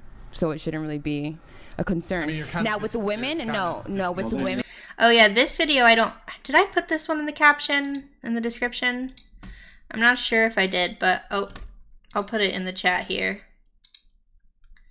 so you guys can see. Yeah. And men. All you're doing here is encouraging weak people to attack strong people. I'm not encouraging that. I'm saying it shouldn't happen. But I'm saying I'm not encouraging because if there's no consequence, then it's an encouragement. It's like saying, okay, now if you run over and you're a weaker guy than a stronger guy and you punch him, then it's socially unacceptable for the stronger guy to punch the other guy back. How does that not incentivize the weaker men to punch the stronger men? That's why it's like 3 strikes, you're out. The first time, will let it pass. The second time, the third time, forget about it. Okay, so by the 3rd time a woman strikes you, it's okay to punch her? Or whatever. No. It's not okay for a woman to strike anybody. But if that situation happens and it's a man, he better walk out of the room. Hang on, I'm not asking about whether or not it's okay for a woman or for the woman to strike the man. It's not okay. It's not okay. It's not okay. We're arguing about whether or not it's okay for a man to strike a woman back. So absolutely in this case, yeah. So in this case, if you say a weaker man, if he attacks a stronger man 2 or 3 times, then it's okay. Again, I still just think my take is you have the right to defend yourself. However, if you can walk away safely, then you should walk away. That's how I feel about this, but I'll let them continue. Why would this not apply to women? I think everybody... what is it about having a vagina that specifically now makes it so that you can attack men and that men can't attack you back? I think where we're getting confused is that you're correlating them both together. It's a female and a male, okay? This isn't a male and male thing, right? So these are 2 separate topics, okay? A man and a man against the female and a male is 2 completely different. I will say it's funny though, because these are the same women that will usually be like, women and men are the exact same. A woman can do anything a man can do. I can do what a man can do. I can have all the same jobs as a man. Like, I'm just as strong as a man. I'm not weak. Like, it's interesting because it's like, they will say all of that, but then it gets to this, and like everything like switches. So now you are the weaker like race, and like you know what I mean? It's interesting. Different topics. Yeah, I don't see. They seem interrelated to me because all you're saying. He's too casual with the swears. Yeah, I'll never understand people who say they're Christian who just swear a lot. I'm gonna be real honest. Like, I'm not gonna sit here and say you're not a Christian. I don't think it's my place to say that. But like, I think if you're just like swearing left and right, and again, like it's something people struggle with, right? Like I struggle sometimes with it. Like it can kind of slip out sometimes. But like when you're just intentionally doing it, you don't care. I don't get that. The extension of both is the same. So I agree with you. It's not. Okay, hang on. I just let you explain your position. Let me explain mine. Okay, so I understand what you're saying. You're saying we're talking about men and men fighting here, not men and women, right? But what I'm doing is I'm giving you an analogy, and I'm saying, okay, but if it's okay in your worldview for weaker men who attack stronger men than them to be attacked back because now it's self-defense, what is the specific criteria that women have other than the fact that they have a vagina instead of a penis that exempts them from the same treatment? That's what I don't understand. Can you lift more weight than me? Yes. Well, probably, yeah. Why? I would assume. Why? Because physiologically I'm stronger than you. Why? Generally speaking, because I'm a male. There you go. I think. Yeah, but that doesn't. But that doesn't mean that women can't like beat up a man. Like that doesn't mean that like you can't hurt somebody because you're a woman. Like, have you seen like the videos of women, like including like women on women fights, of like them getting in there and they pull people's hair and they scratch them and they slap them and they're pulling them and they're grabbing their hair and yanking their hair. Like, you can be a woman and still hurt a man or a woman, you know? I've gone years without swearing only to fall back into it 4 years later. It's difficult. I'm sorry. You know, it's hard. It is hard sometimes whenever you're struggling with something, but I believe in you. You can do it. You can put your mind to it. You can rely on Jesus and pray to him and ask him for strength, and he will help you, and you can do this. I really believe you can. I've seen it for myself. Like, I still, for me, it's like the worst if I like stub my toe. Like, unironically, it sounds so stupid, but like if I hurt myself, my immediate response is to say the F word, which is so crazy too, because before I was in college, I never cursed because, we just didn't curse growing up in my household. So I really didn't curse much until college, and then I left my household and I went to college and I cursed all the time. But yeah, whenever I like, or if I ever like play like a game like Valorant, it can be kind of like, it's just like conditioned in my brain. Other than that, I'm usually pretty okay about not doing it. But when it comes to like pain or anger, it gets to me. Someone said you don't need to stop swearing. God literally doesn't care. I disagree with that. I think the words that come out of our mouths actually matter a lot. And I think whenever you say something that is distasteful and hurtful, or just like they say, the Bible says the power of life and death lies in the tongue. I think what we say matters, and I think he does care. I think he actually does care. So someone said Colossians 4:6. Also, sorry I'm pausing so much, but I really want to like talk about these things with you guys. Yeah, Colossians 4:6 says, "Let your speech always be gracious, seasoned with salt, so that you may know how you ought to answer each question." It emphasizes using kind, thoughtful, and wise words in all interactions, particularly with outsiders, to reflect God's grace and make conversations constructive and engaging. Which makes sense. I think that's why I have a big issue with a lot of the stuff I see in the right-wing space as well. I mean, left-wing space, like obviously I criticize that stuff, but a lot of right-wing content creators have this issue. This is something that they struggle with or maybe don't care about. And even some other Christians I've seen don't really seem to care. Maybe they just struggle with it. But I think the Bible is pretty clear that we shouldn't just be talking and saying a bunch of crazy mean stuff all the time, you know? Make your point. That makes I know, it's okay. I think I made my point. We're good. I feel like No, we're I not feel good like because, I'm okay. because I feel like a I don't even woman think should you hit a understand man. what I just said. I think no one should hit anybody. No, women should not hit men. They really should. No, We I should feel not like hit men. if a woman I need hits you a to man, then the man Okay, can hit stop, her back. lady, No, for real. let us finish the conversation. Calm down. So back to this combo here. Okay, you actually didn't make a point. You just said you're stronger than me because you're a man. Great. Do you agree with me that there's other? Okay, great. Do you think that there's other men who are not as strong as me who are also men? Yeah. You know what? I think I made my point already. I'm good. Can I say something? I think I'm not good, and I need you to make this clear for me. So, Can I say something? Wait, let her answer. Can we? Weaker person was to hit you. I'm done hearing this Probably girl not going for speak. strength. Is there Should anyone I- else Yeah. who's going to talk? Demonstrate that. It's No, I have a What do question you guys for think? him. I think it's okay, for a man to hit back. Here, before we get to your question, what's your perspective on this? I know my answer will be. how you would ever demonstrate What was the question? that it's okay Restraint. to just allow people to attack others, and somehow because they're stronger than them, they're not allowed to Restraint. defend themselves. That's crazy. Hey, Andrew, I think it'd be interesting to just hear the other panelists' perspective on this. So, like, what do you guys think? Do you think? No, I have a question what do you guys for think? him. I think it's okay, for a man to hit back. Here, before we get to your question, what's your perspective on this?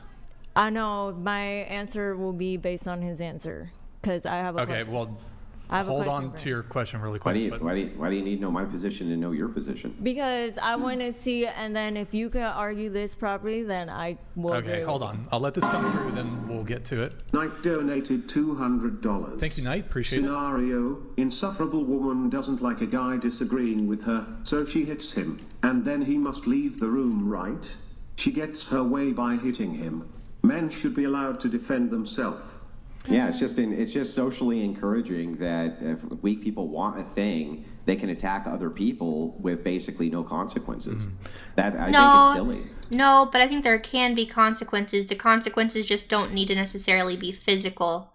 And, you know, obviously, like I said, there's the courts, but also, you know, if you do believe in God, you know that he's a just God and that punishment will come ultimately at the end of the day, so that you can at least rest in knowing that.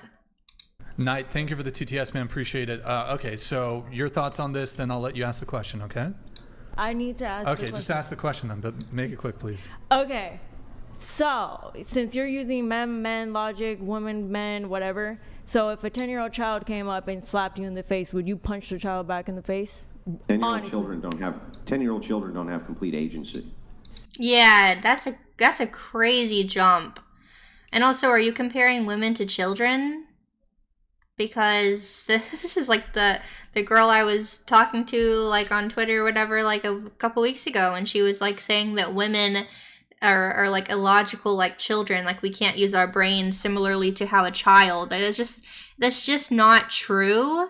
First of all, it's offensive. Second of all, it's literally like not biblical, because if that was the case, like it's just not the case. Like, there's nothing to show that women are like children. Like, it's just actually crazy. And once again, I won't even, you know, get into the whole, like, a woman saying her opinions on the internet publicly, being able to talk about things, and then also saying that women are like children and illogical. It's like, okay, then why should I listen to you if you're a woman, you know? They know what they're doing. If he's hey, stop. Let them talk. Trying to answer your question.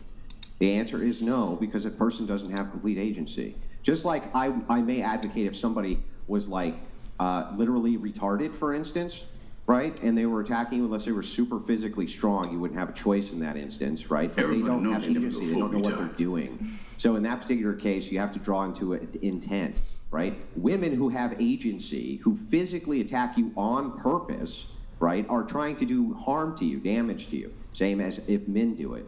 So when we draw up self-defense, no, wouldn't do it to a 10-year-old. But I can tell you this, right? I think that a good father might, I don't know, take the 10-year-old and give him a good spanking, right? Be like, don't do that again. I mean, I think there's you know, corporal punishment is something that is a very hot topic, obviously, but biblically speaking, I don't see anything necessarily wrong with what Andrew is saying right there. I don't know, I kind of have mixed feelings about it, I can't lie. I don't know if I could ever, like, spank my children, honestly. I don't know if I could do that. Rev actually has this funny story from when he was a kid. His mom tried to spank him, and he was just like, didn't hurt, didn't hurt, didn't hurt, doesn't hurt. And it was pretty funny. So she never spanked him again. But I digress. That just made me think of it, though. I just remember she tried to spank him, and he was like, didn't hurt, doesn't hurt, doesn't hurt. And then she just gave up. But obviously there are lots of other ways that you can punish your child in ways that don't involve, obviously, like, touching them in those ways. However, you know, that's a whole different conversation, right? We don't really need to get into all that right now, but yeah, definitely very different with a grown woman and a child. That seems reasonable to me. A 10-year-old can feel emotions, feel they're angry and they're attacking you. They could come at you with a knife. They could almost kill you if they have a knife in their hand. So are you going to punch them? And if they had a weapon or they had something like that, you had to accelerate the use of force, sure. But that's a different argument. So you're still taking into account they don't have agency, but you have to balance that with self-protection. Yeah. What age is the draw line for you? Like, I feel like that's very common sense, you know? 23 and 32. 18, the same age that I would give any woman agency. So 17 and 364 days, you'd be like, nah. Okay, I mean, we gotta draw a line somewhere. You know, our government has decided that 18 is the magical number. I get that there's, like, you know, I get, you know, it's like, oh, an hour before they turn 18. Okay, but, like, it's just a stupid argument. Like we have as a society, we have decided that 18 is the number where you're an adult now. It's just that's just the way that we have decided it. I don't know. It's just stupid to even go there, you know. Yeah, it's like contrarian stuff. Like a line does need to be drawn somewhere, but and that's why we've drawn it, right? Although drinking and smoking is 21 and the brain is still developing, so they say. No, I mean, I agree. There is a lot of, there's a lot to be said about those things. Like, you know, there's arguments to be made for one way or the other, whether someone wanted to bring those down to 18 or whether someone wanted to bring the 18 up to 21, you know? But, I'd come up.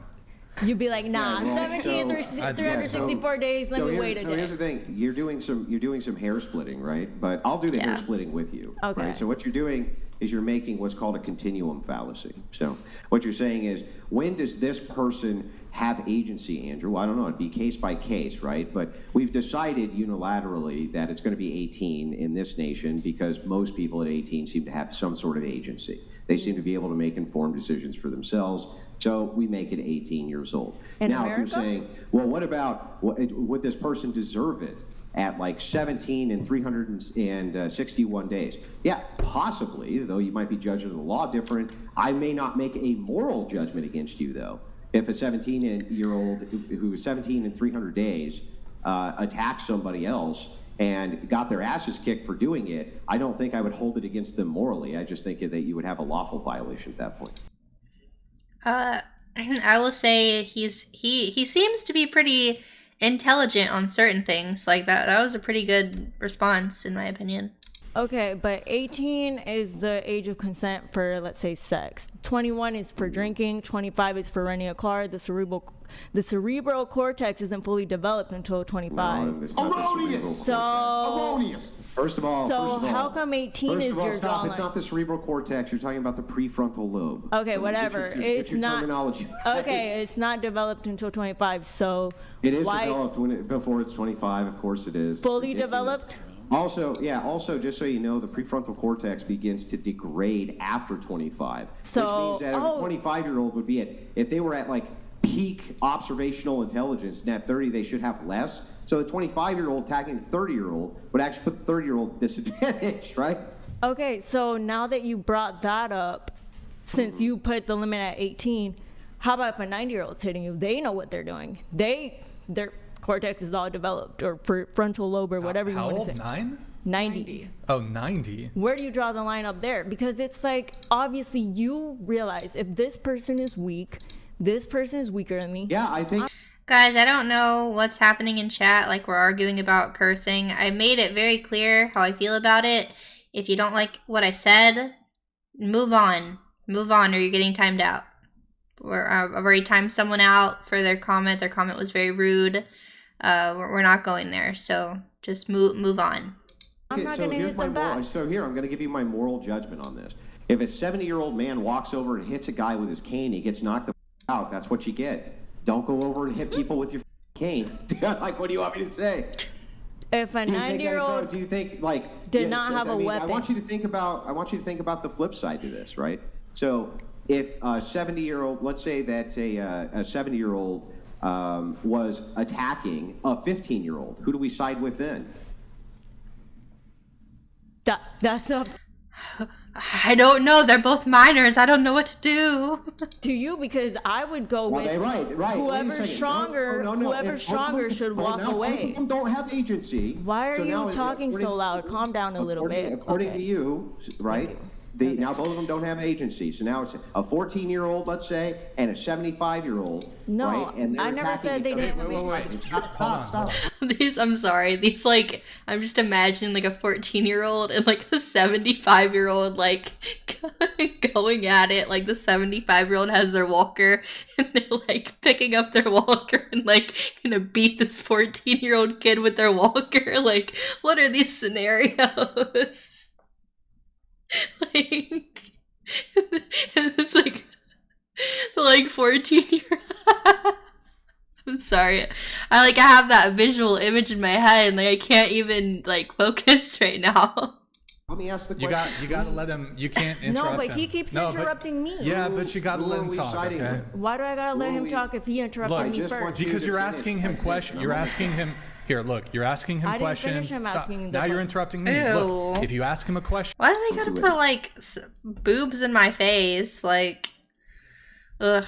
That's why I don't watch this podcast though. I see clips sometimes, but like, it's just it really is the whatever podcast. You know what I mean? It's a bunch of trash.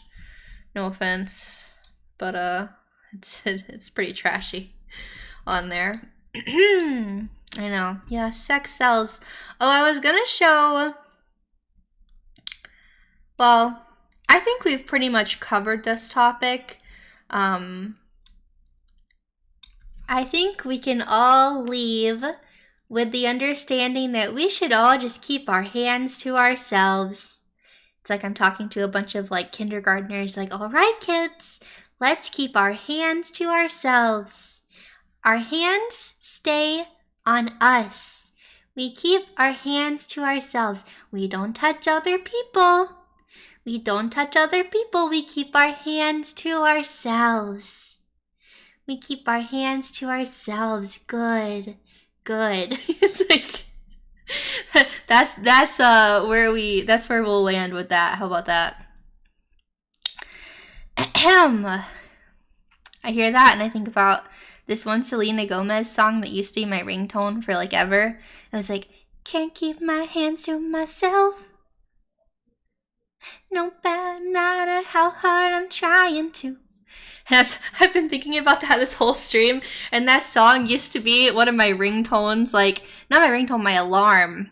I used to, and now I cannot listen to that song, like, ever, because if I ever hear that song, my brain, like, it's like, have you ever had a song be your wake-up alarm, and then eventually, like, you hate that song because the song, like, triggers you because, like, I guess your body is just used to waking up at like 7 a.m. to this song.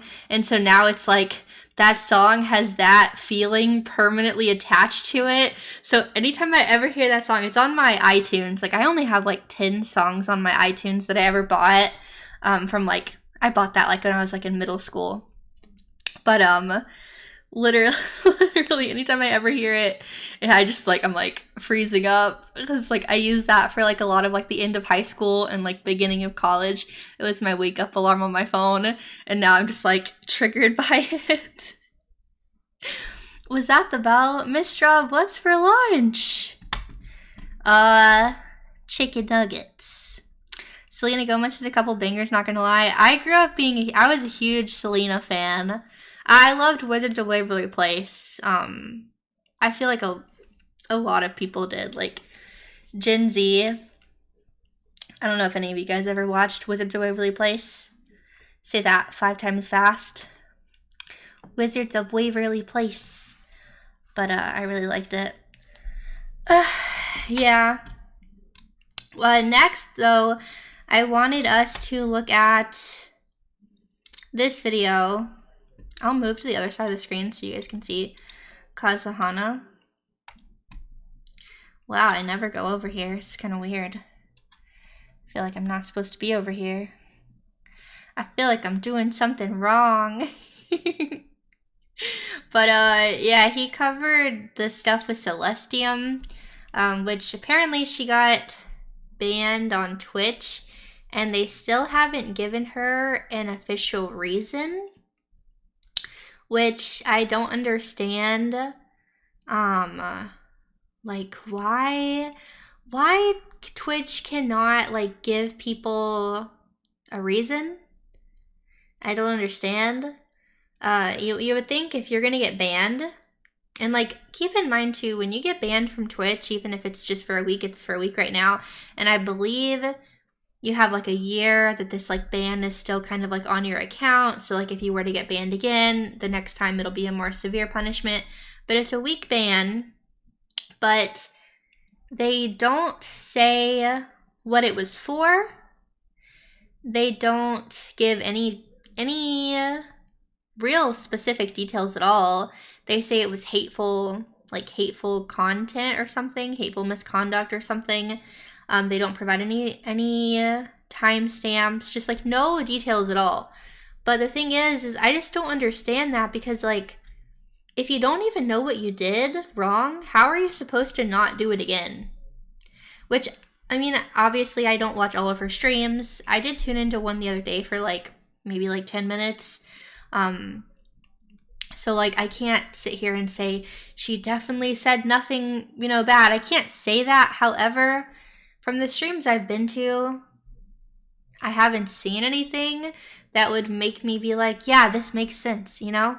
And I did see that people were targeting her, which I believe Kazuhana is going to talk about, and mass reporting, which would make sense if people are mass reporting you to Twitch, that this could happen.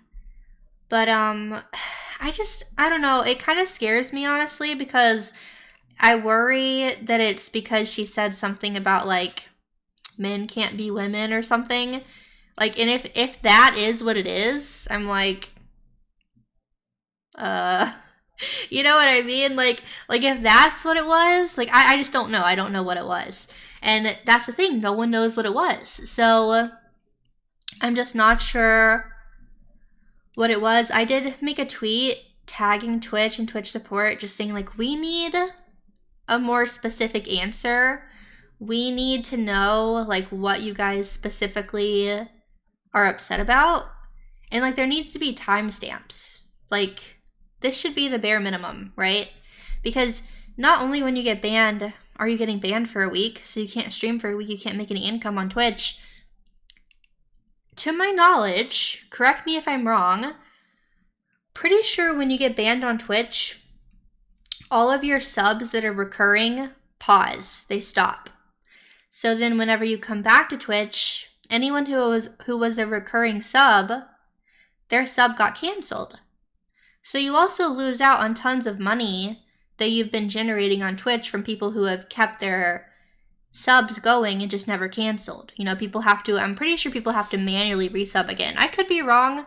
That is what I saw a while ago whenever I had seen someone else had gotten banned. But if that is truly the case, that's awful, you know? I mean, I have people that are, recurring subs since I very first started streaming. Some people that don't even show up anymore, you know? Or maybe they do, maybe they lurk, I just don't see them in chat anymore. But like, all that income just like goes right out the door. So I think that's pretty crappy too, on top of just getting unfairly banned. But let's watch Kazuhana talk about it, and we'll see what's going on. Recently, there's been a little bit of a situation going down with the VTuber Celestium and essentially being targeted by people online, which I think is absolutely horrible to see. Now, if you don't know, recently it seems that she's planning on doing a couple of streams, whatever, and multi-streaming it across Twitch, YouTube, Kick, and Discord. And yeah, obviously she puts out this announcement or whatever yesterday saying, hi everyone, unfortunately the next couple of streams will not be multi-streamed on Twitch. As of today, I am temporarily suspended from the platform. I'm doing my own investigation and know who's likely behind it. Life ruination is never okay, and even so I will trust in Christ. In the meantime, your support on my other platforms is very much appreciated. So yeah, obviously it seems like she's continuing on the other platforms. You guys can go support her over there. But yeah, so she has all these other platforms. She was on, I know she was on Side Scrollers today. I watched a little bit of it, like right when they were first starting. And they didn't, usually they multi-stream like everywhere. They didn't multi-stream on Twitch today because they didn't want to risk it being technically ban evasion for her. So, because apparently if you do something like that, you can get like permanently banned, which would obviously be awful. And I honestly wasn't even aware of that, so it's good that people informed. I don't think she was aware of it at first either. So it's good people informed us all of that, because that's an important thing to know. But essentially what has happened is she's been targeted by someone who seems to be a pretty generational hater, and it comes from this person here saying, yeah, I saw this person. This person, at least at one point, followed me. I'm not sure if they still follow me right now. They might not follow me after this stream. The things I have seen from this person is unhinged. I don't understand. Like, you can disagree with Celestium on things. I have disagreed with Celestium on certain things. I think that's okay. People disagree on things sometimes. That's okay. The way this person has treated Celestium and has specifically harassed and called for mass reports and just said really awful things. I think I saw them basically threatening Celestium, saying that they'll make it to where they never see Jesus again, all while having a cross in your bio. I believe this is the Orthodox cross, or I know it's the Orthodox cross. That's disgusting. You need to repent. You say you're a Christian. You need to repent. You need to get off the internet. Like, I'm saying this, like, unironically. Please get off the internet. Please get some help. Go to your local, I don't know what Orthodox call their priest or something. We call it pastor, but go to them. Get some help. Read your Bible. Pray to Jesus, or pray to God. And just don't do this, man. This is not right. This is not funny. It's not cool. I don't understand, like, what their huge beef with Celestium even is to where it would go this far. But, like, I just don't get it. Like, you think this is Christ-like? I'm speaking to someone who claims to be a Christian, so I can say that. Do you think this behavior is Christ-like? Do you think that acting this way and making threats about how Celestium, you're going to make it to where she never sees Jesus, which I don't even know what that would imply, because I don't really think that's up to you, buddy. But you need to seriously get off the internet, cool down. I don't know if she said something that really just personally affected you, hurt your feelings, but we got to just work on it and, accept that sometimes we might not like everyone, and that's okay. We might not agree with everyone all the time, but it doesn't mean you can do these things to people. It doesn't mean you should become, like, obsessed with people and, like, and, like, threaten them and things like that. It's just not right. So we need to do better, for sure. She banned him because he is okay, I'm not sure about that. I would hesitate to put those claims in my chat just because I don't have proof of these things. And as we all know, those words unfortunately can get watered down. I'm not going to say it one way or the other. I don't have any, evidence of anything, so I'm not going to accuse anyone of anything, right? But, yeah, I'm not sure. But regardless, this is not okay. It's not acceptable. Heads up, folks, mass report Celestium for hateful conduct. Twitch already hit Maria Grace with a ban for a week. Let's see if Celestium gets the same thing. If Twitch bans the Celestium, that will be the only damn thing I want to see before my stuff can go back on track. Which, again, I don't know what they're on about in terms of back on track, and, before their stuff goes back. Like, what? I'm very confused about that one. And I'm also very confused at why they dislike Celestium so much. Now, I did look at another post about it, of them also posting about Celestium again, and they post quite a lot about Celestium on their account, saying, I'm gonna be starting a page where we can all expose Celestium. Basically, everything we find that may be hidden under the rug about her will all be shared and leaked there. If you hate Celestium and you want justice served. And, like, right there, if you hate Celestium, okay, well, we're not supposed to hate other people. If you're a Christian, you're not supposed to hate people. I know, that's hard. It's hard sometimes to not hate people, but you're not supposed to. So that's, no, you can want, quote unquote, justice served. This is not how you do it, and this is just unhinged, honestly.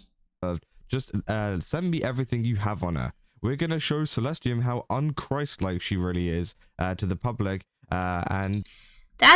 That's wild, bro. Like, listen, we all have our flaws. We all do things sometimes that are not perfect, myself included. However, none of this is Christ-like. So you're just like, this is very, very, it's just wrong, man. Like, take all this down. In front of our own allies and in front of our partners, including Makeship. Plus, we're going to do everything possible to put her down to shame. So, yeah, this person, as I said, is a generational hater, right? And it seems like they're mad for whatever reason. Now, from what I've already picked up from this is that they're mad because they're being un-Christ-like. At least that's what I've kind of gathered. Again, maybe there is another motivation behind it, but what we do know is that this is the person that is targeting them and that probably managed to get their account taken down, right? And a lot of people have been responding to this, and you know it's bad when you get 2 likes. Whenever I looked at this originally, it had like 10,000 views and like no likes, which means like, damn, you messed up bad. So not gonna lie, at this point, I couldn't care less what I say. I hope you rot in the deepest pit of slimy, self-centered, yeah, I mean, that's crazy. Yeah, I hear you, Sylphin. I just don't want things to be like said in my chat, whether that someone necessarily is, if like we don't have proof. Like I haven't seen any proof, so I'm very hesitant to call people those things without actually seeing for myself what the proof is. So, you know, I'd rather us kind of not do that, because I think it's a very, I'm gonna be honest, people call like VTubers that all the time. People call me that because I have a VTuber model. People say I have a childlike model because I like having a cute face. Like I've seen it even like in Side Scrollers chat, because you know not everyone who watches Side Scrollers are VTuber fans. I know like the past few times we've been on, I've seen multiple comments in their chat of people saying like, why does she have a child model? Like I saw someone today say it about Leaflet too. Like why do they look like a 10-year-old? Like bro, I'm sorry, I want to be a freaking cute cat girl. I'm a grown woman. Like come on now, I'm not a child. What happened to ever leaving her alone? What hateful conduct? Said I knew your guys would be back. And yeah, apparently this isn't the first time that this has happened. Apparently this has happened multiple times, right? If you're saying, you know, targeted harassment campaigns are against TOS on here, right? We get it. You have a crush on Celestian, but she's married, so you have to move on. Then you... No, I understand. I was saying, yeah, people say about me and Rev, and it is annoying because also you never know what they mean by it. You know what I mean? So yeah, I don't like calling people things like that unless there is like undeniable proof and I've seen it with my own eyes. I think that's very important, right? I'm sure you guys understand that. Being rude to fellow Christians, they said, considering you made a threat, I think you would get the report over her, you boob, saying, I pray that God grants you wisdom to see the pettiness of your sin, which obviously, yeah, I think it is pretty crazy, right? And a lot of people calling for them to be reported because this is a clear, you know, violation of TOS over on Twitter. But also as well, what has been very, very interesting is that Ember Paradox here has been discussing it as well. They actually tagged me in this post, which obviously, yeah, I did like because I was going to cover this, but I didn't have enough time to cover it yesterday, so I'm doing it today. I said, okay, at Twitch and at DJ Clancy, I thought one of the platform's TOS was against brigading. Well, this sure as hell looks like a call to brigade for a streamer. It does. For what reason, brigading. I don't know. Celestian Mar is a sweetheart whose only crime is being someone of religious faith and being proud of this. This should not be a reason for the platform to ban her, and it is disgusting that they would claim hate speech in her ban while also throwing hate brigades to transpire against her. Just as a reminder, any complaints against Twitch's golden boy Hassan get completely ignored regardless of their validity, and he never receives a ban for actively advocating for violence against others. And can I just say how much that drives me crazy? Like, it drives me absolutely bonkers that Hassan can get away with like anything and like never get banned. Then I think he got like at one time he got like a 1-day ban, like a little slap on the wrist. Like I don't understand. Like, I mean, I do understand, unfortunately, but yeah. Oh, hey, look, it's me. They tagged me. We need our voices, because it feels like an attack on someone's religious faith and opinion. I mean, from what I've seen, that's how it feels. It feels like it's based on religious and political opinions. I haven't seen anything so far that has led me to believe otherwise, so. Others, terrorism, animal abuse, and more. Yet a Christian VTuber gives an opinion or gasp praise for the safety of the Christians currently located in the Middle East and Israel during the Iran conflict, and it's a bannable offense. Seriously. This is how these psychopaths operate They go for soft targets who try to avoid drama in an effort to silence them because they don't like what they have to say. Well, I'm not a soft target, and I have zero problem fighting back and defending people like Celestium against people like this. And obviously, they tag Rev, Strawb, Hirei, me, and Kiosha, and more. We need your voices on this one because this 100% feels like an attack on a person's religious faith and opinion. And you got my voice, bro. You got my... I'm here. I'm talking. I'm yapping. I'm doing the thing. No, because this is just ridiculous. And honestly, like, this could easily be me, you know? That's why I want to talk about it, too. I mean, not that I wouldn't talk about it if I couldn't relate necessarily, but I can relate, you know? I mean, I feel like this could easily happen to me, so it's wrong. I did see that, you know, what was it? Kiosha did respond to it and essentially just asked, you know, kind of, yeah, Twitch to look into it. Active calls for brigading against Twitch TOS at Twitch support. You should be looking into the suspension of Celestium art. It'd be very nice to see something actually done when a streamer is targeted unfairly. And yeah, this. I wonder, has Twitch responded at all? Like, according to any of the tweets? I mean, like, I can look real quick on mine. I don't think that, I mean, I would assume if they were going to respond, like, Kirsch's tweet probably was, like, one of the biggest ones. I shared it. Where is it? I just shared it. I don't even see it. Where the heck did it go? Am I crazy? Oh, it's because I added Twitch and Twitch support, so it went into my replies. It's not on my main page. Man, why did I do that? I'm such a silly goose. That's okay. I can actually retweet it and it'll go on my main page. No, they have not responded, I don't believe. Yeah, it's very strange. I was gonna say, I wonder if anyone has a direct connect at Twitch that they could speak to about this. I had a I don't know, what do they call them? I forget what they call them. I had like a contact at Twitch. Because every so often, like if you're a Twitch partner, at least they used to do this. I don't know if they still do this, but they would give you a person. I don't know why I can't think of what they call it, so I'm just gonna say they give you a person, and the person's kind of like a manager, I guess. They don't do a ton, but like I had meetings with this lady. She was very nice. Yeah, like a Twitch rep. I had meetings with her multiple times, and she kind of, you know, went over my analytics with me. She was kind of giving me advice on how to grow my streams more. That was a couple years ago now. I still have her on my Discord though, and I have her email. So I wonder if I can maybe send her an email, even though she's not my official Twitch rep anymore. They only did it for like, they said that they would do, because they only have so many people, like Twitch representatives or whatever you want to call it. They only have so many of them that they had to kind of like give them to people, but only for like, I think it was like 6 months at a time or something.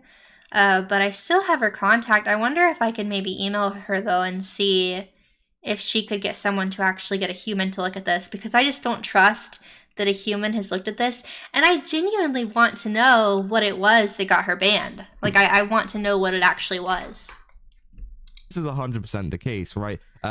You know, I know Celestium has been in some previous heat or whatever previously for the whole ice thing during the Chacha Your V-Mum situation, which again, obviously, she was kind of, you know, making like an ice VTuber model or whatever, which got people mad, which I thought was quite funny. And of course, yeah, she got some heat over that. And again, I think that, of course, you know, there's going to be some people mad at her, but I think that at the end of the day, brigading against her or doing anything like that, she's done nothing bannable, right? She's done nothing to get banned. She's done nothing. Yeah, that's what I'm wondering. She's done nothing wrong, right? She's done everything that she's allowed to do, and that is essentially it, right? And there shouldn't be any reason that she's banned. But of course, it seems like yeah, she ended up getting banned for whatever reason. And whenever it comes to, you know, people that actually should deserve to get banned on the platform, including Hassan, who obviously has multiple bannable clips that people bring up, and it keeps on piling up every single week. For some reason, they decide to completely ignore it. But what? They completely ignore the request to ban him. But whenever it comes to Celestium being brigaded by other people, they ban her straight away, and they haven't even, you know, it doesn't seem like she has got her account back or anything yet.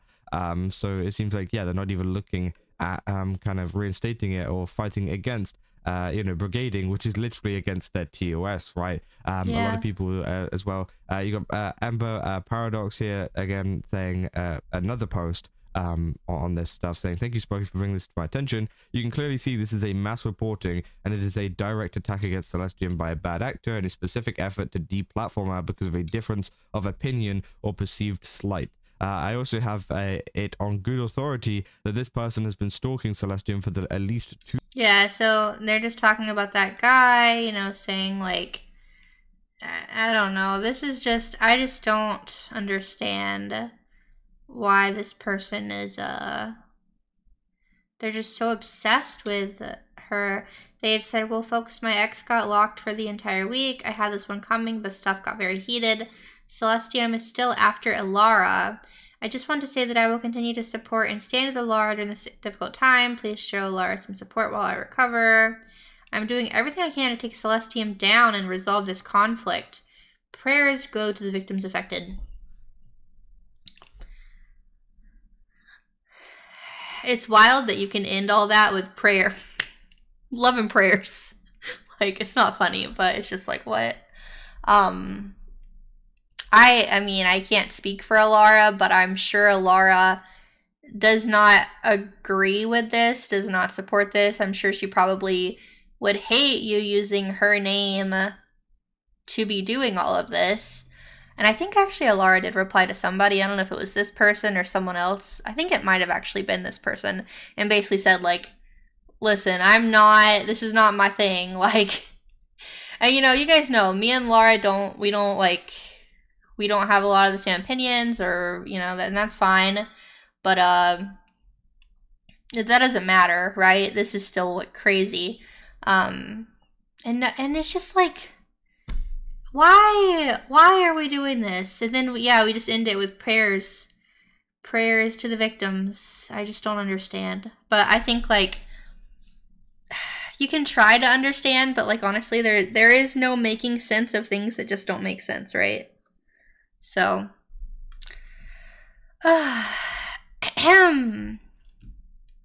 well, that's pretty much everything. I mean, you guys got the gist of it. She got banned. It's obviously, crappy. I don't like it. I wish that we knew what exactly happened. I want to know. I want to know what it was. Like, what was the specific reasoning, Because it just doesn't really make a lot of sense to me, in my honest opinion. Yeah, I don't know. I don't know. Okay, well, that's really all I had to, like, specifically, like, react to and talk about.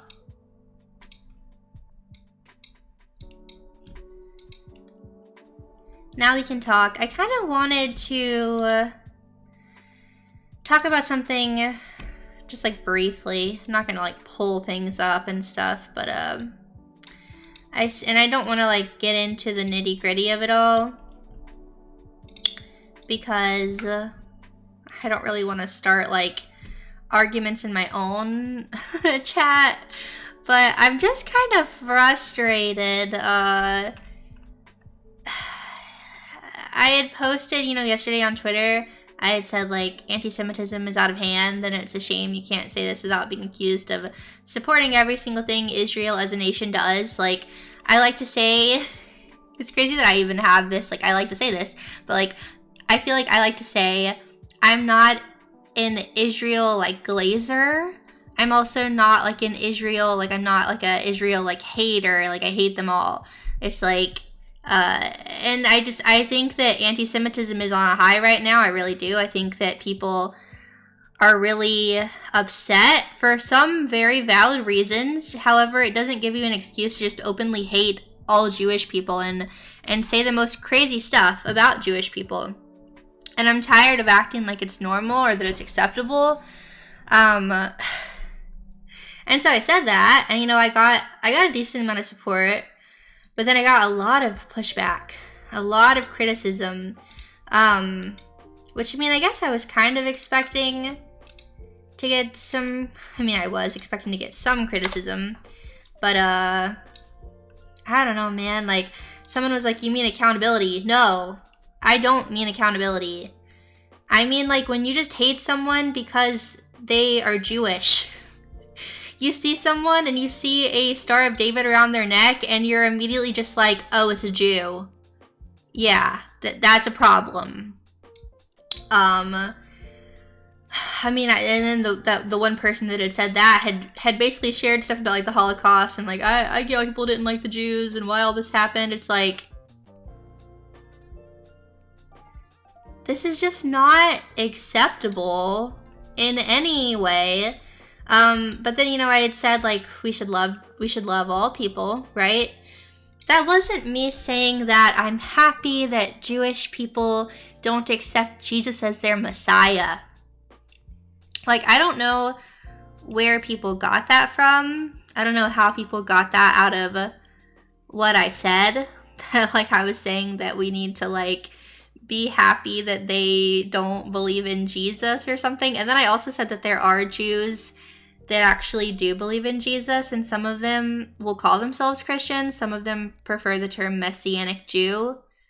They're still Christians technically, and they're like, oh, you cannot be a Jew. You have to denounce being a Jew if you're going to be a Christian. That's just not true.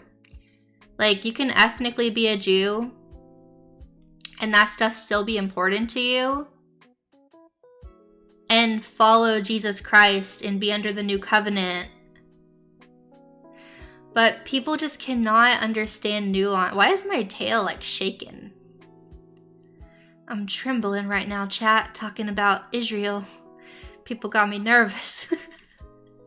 It's like vibrating. Look at that. Anyways, it's like people don't understand nuance. They do. They love taking me out of context. And listen, this is not like a stream right now for me to, you know, for us to debate about Israel. That's not what this is. So please don't get things misconstrued in the chat. I'm not here to have a debate with you about Israel, about any of it. I'm just here to tell you that as a Christian, we are called to love other people, and that includes Jewish people. And that includes not being racist. I don't really know if Jew isn't really a race, is it? It's an ethnicity, but, like, you shouldn't be hateful to whole groups of people and assume they're all terrible, awful people. It's just, call me crazy. But then, you know, people, I just saw, like, because I said that, and that's all I said, right? I just said, like, it's out of hand. And it's a shame that you can't say anti-Semitism is out of hand without people just assuming that, you know, you support everything about Israel and you just love Israel and you, oh my gosh, Israel is so amazing and I love Israel more than the US.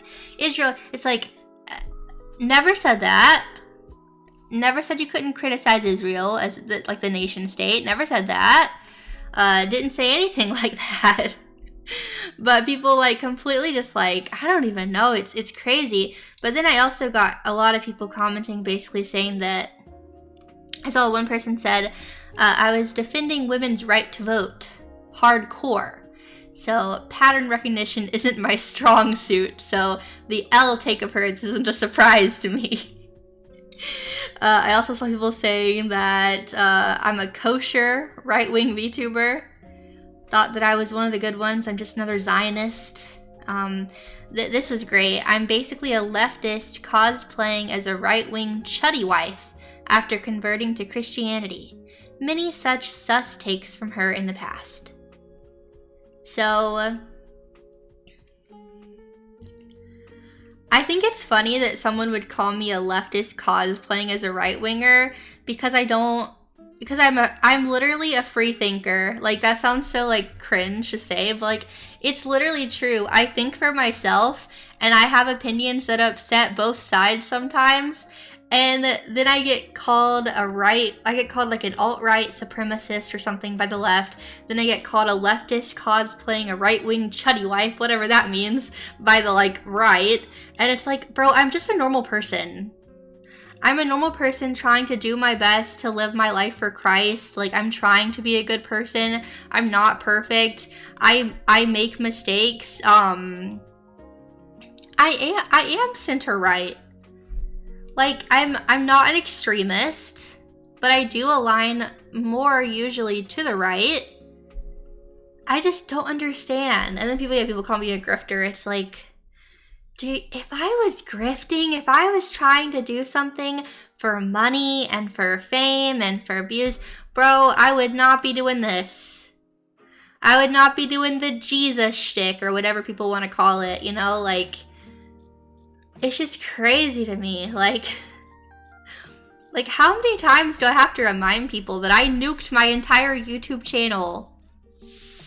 I had grown, and I still have my YouTube channel, you know, but like I grew that YouTube channel over 100,000 subscribers with ASMR, like girlfriend roleplays. And I nuked them all. I deleted them all. Some of them had almost 1 million views on them. And I deleted them all. And I changed my entire content, and I nuked my Patreon, and I lost tons of money. Like, but I'm a grifter? Why would you do that stuff if you didn't genuinely believe in what you're doing? Like, trust me, that was a very difficult decision. It was not something that I became a Christian and overnight I was like, and I'm deleting my YouTube channel or deleting all the videos off of it. It took me many months of struggling with that and feeling convicted about it and then pushing it to the side because, oh, well, I'm sure it's probably fine. It's probably okay. Like, and then it's like, no, I could feel it in my heart, in my soul. It wasn't right. I was not doing what I was supposed to be doing. I could feel it. And finally, I mean, if you've ever felt conviction, you know, it eats away at you until you have to do something. And so I did, and it was scary, and it was hard, and a lot of people were very supportive. A lot of people also were very upset and angry and told me that I should have just left it up, and why would I delete everything? And that was like, I was their favorite content creator to listen to for ASMR, and I took away their comfort, and blah, blah, blah, blah, all these things, and it's like, you know, you can't please everyone, but like if I was trying to grift and do what would make the most money, I would have like, because, you know, I talk about like I kept pushing myself, I kept pushing my boundaries with the ASMR. Like it started out, it was a lot more wholesome, and over time it got a lot more flirty, a lot more suggestive. I never did NSFW content, but if I wanted to grift, that's what I would have did. I would have made a lot of money if I would have went down that route. I know people would have subscribed. I know I could have made a lot of money if I would have did something like that. But that's not what I wanted to do. And it just drives me crazy though. Some said, why didn't you warn them about the removal of the ASMR, which would not go in line with why you removed them? Yeah, because some people were like, you know, why didn't you warn us and let us know so we could download them? Well, isn't it obvious? I don't want people listening to them. I don't want you listening to me, like, you know, doing mommy ASMR, like calling you all these things. Like, it made me uncomfortable. I felt like it was wrong. I wasn't supposed to be doing it. It was sensual, and, you know, I mean, while it wasn't like straight up NSFW, like I was pretending to be people's girlfriends and pretending to be people's wives and flirting with them, and like I realized that was wrong. I shouldn't be doing that. Like I'm married. I mean, besides the fact that I'm married, I still don't think it's great personally, but I'm literally a married woman. I was like, and I'm doing something wrong. I should not be doing this. This is not right. So no, I'm not gonna give people a heads up so they can go download it all. Like, yeah, and there's tons of other people, including tons of other VTubers that do all of that stuff. I understand some people liked me specifically, and in a way, like, you know, of course I appreciate that people, like, you know, found my voice nice or whatever, and I do realize that some people genuinely just received comfort, and like it helped them sleep, and I'm not opposed to ever doing ASMR again. Like, I've done some ASMR. It's not my main, you know, thing that I'm doing, but like I think ASMR can be done in a very wholesome way, but I would be lying to you if I said that I was always doing it super wholesome back then. It wasn't. I kept pushing my boundaries because I wanted more views. I wanted more attention. I wanted all of those things. I wanted to be a really big and successful VTuber. I wanted to be popular. Like, I wanted all of those things. And, I mean, you can even see, like, if you were to scroll back, good gosh, I could never delete everything. I mean, I guess if I just, like, wiped my entire Twitter account, but if you scrolled back to old tweets from, like, years ago, you can probably see around 2024, I started posting things on Twitter that were just not in my character. Like, if you came on my streams, I'm pretty similar now on stream, like, my personality than I was back then. Like, if you've been around for years, like, I really haven't changed much in terms of, like, how I interact with chat and stuff. I was obviously never flirty with my chat when I was live. Like, that's weird. Like, those were characters that I played, you know? I was always pretty wholesome when I was just, like, chatting with you guys. But, like, on Twitter, I started getting into, like, you know, posting more lewd art and, like, doing all these, like, you know, Twitter trends with, like, sexy, you know, like, VTuber assets and trying to make sexy posts. And it was just, like, so out of my character, you know what I mean? Like, a lot of my audience were probably like, this is weird. Like, why is Strawb being like this? But it's because I wanted likes, I wanted attention, I wanted all these things. And, I kept pushing my boundaries for all these things that I wanted. And then one day I finally realized, like, it's just not worth it. It's not worth, like, denigrating myself. Like, I'm worth so much more than that, you know what I mean? Like, I'm a person. Like, I'm not a sex object, you know? I'm a human being. And I'm also married, and it's just not worth that. Like, it's really not. And so whenever I do say things to people online, like, you know, you're worth so much more than this, I mean it. Like, you know, some people take that and they're offended by it. They'll be like, oh, you know, you shouldn't say that when someone's doing, like, NSFW stuff. Like, you shouldn't say that because that's offensive. No, it's just the truth. And if you're offended by it, I'm sorry.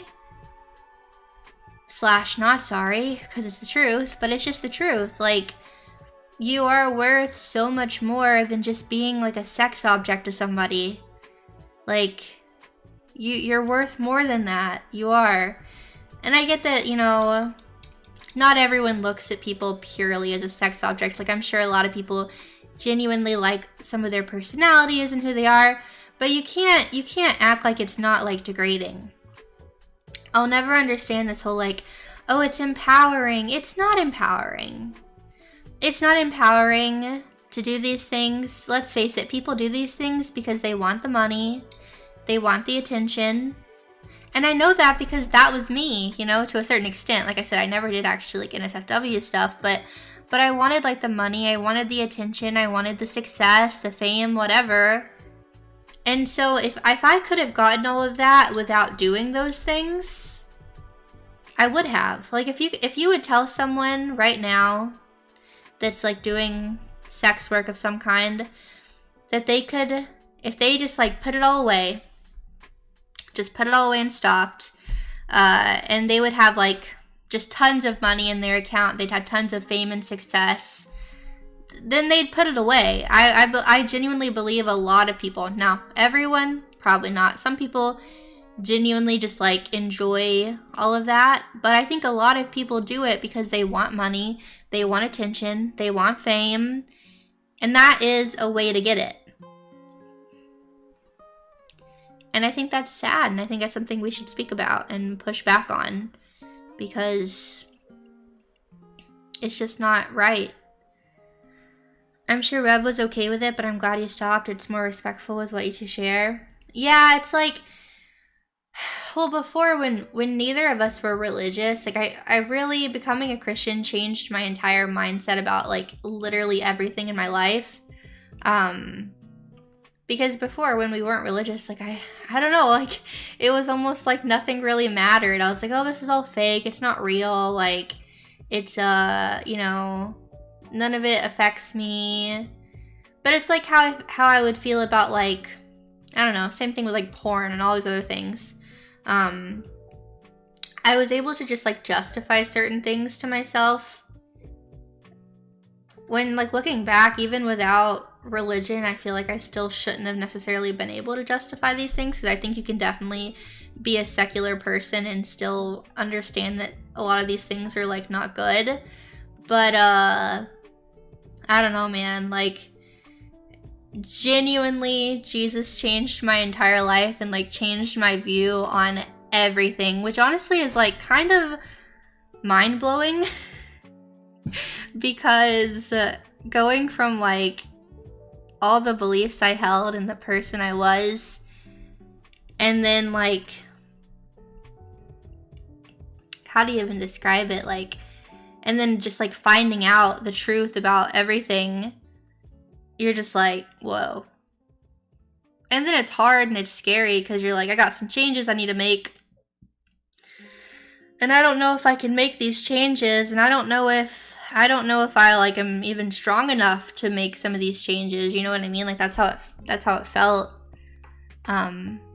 Just even being honest. And I mean, even now it's hard sometimes, you know, like it's difficult losing friends, and it's difficult even having friends who have different opinions than me, and like I do my best to, when they want to talk about something and they ask me questions and stuff, I try my best to genuinely give the best answers I can, but sometimes things get a little heated, you know, because we disagree, but it's okay. We agree to disagree because we still love each other. I think that's important, and I'm grateful for the friendships that I still have that we're able to do that. Also, let me read these real quick. Tinley, thank you for the $2. Christian Jews? You mean like the apostles? Duh.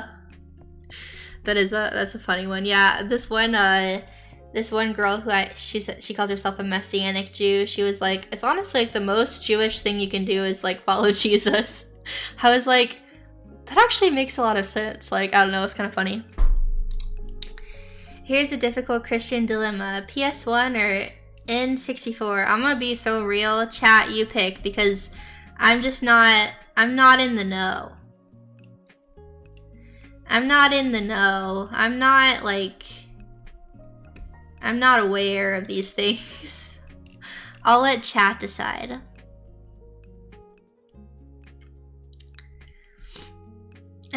Please say PS1. You played N64. You were N64. Someone said PS2 out. I don't think that was one of the options, chat.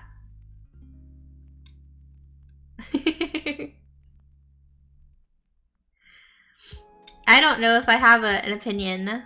Whoever donates first with the answer, that'll be my opinion. How about that? Otherwise, I have no opinion. I take no side. I take no side. I have no dog in this race. Is it dog in this race or horse in this race? I have no horse in this race. I have no dog in this race. I have no horse. I have no horse in this race. What? Either works. Horse. I have no dog. Where did I get dog from? Is that not a thing? I have no dog in the. I have no dog in this fight. I have no horse in this race. I have no dog in this fight.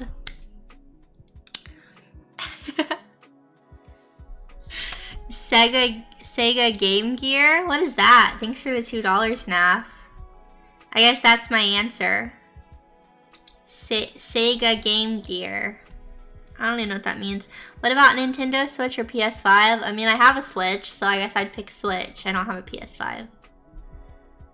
Dogs do race though. Yeah, I know. But I was like, I don't... Like, I said it, and then I was like, something about this doesn't sound actually correct. I was like, something about this sounds wrong, actually. Huh.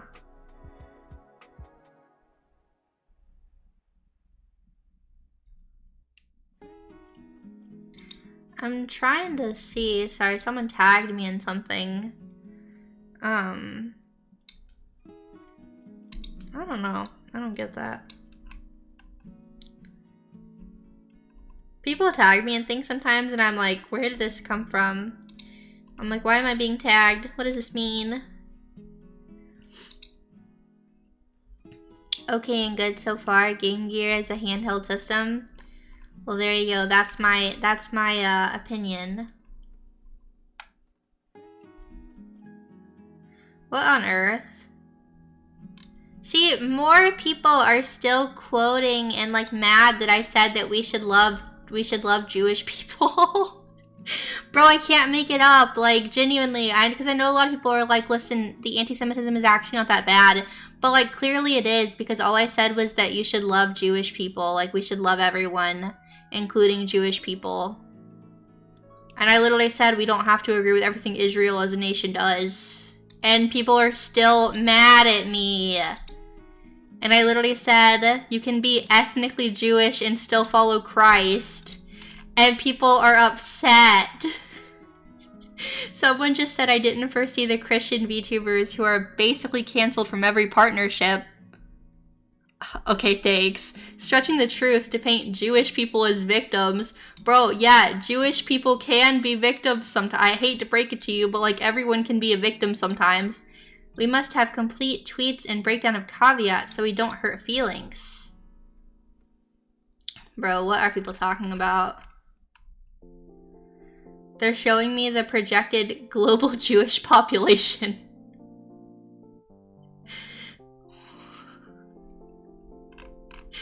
Bro, this has to be like some, I don't know.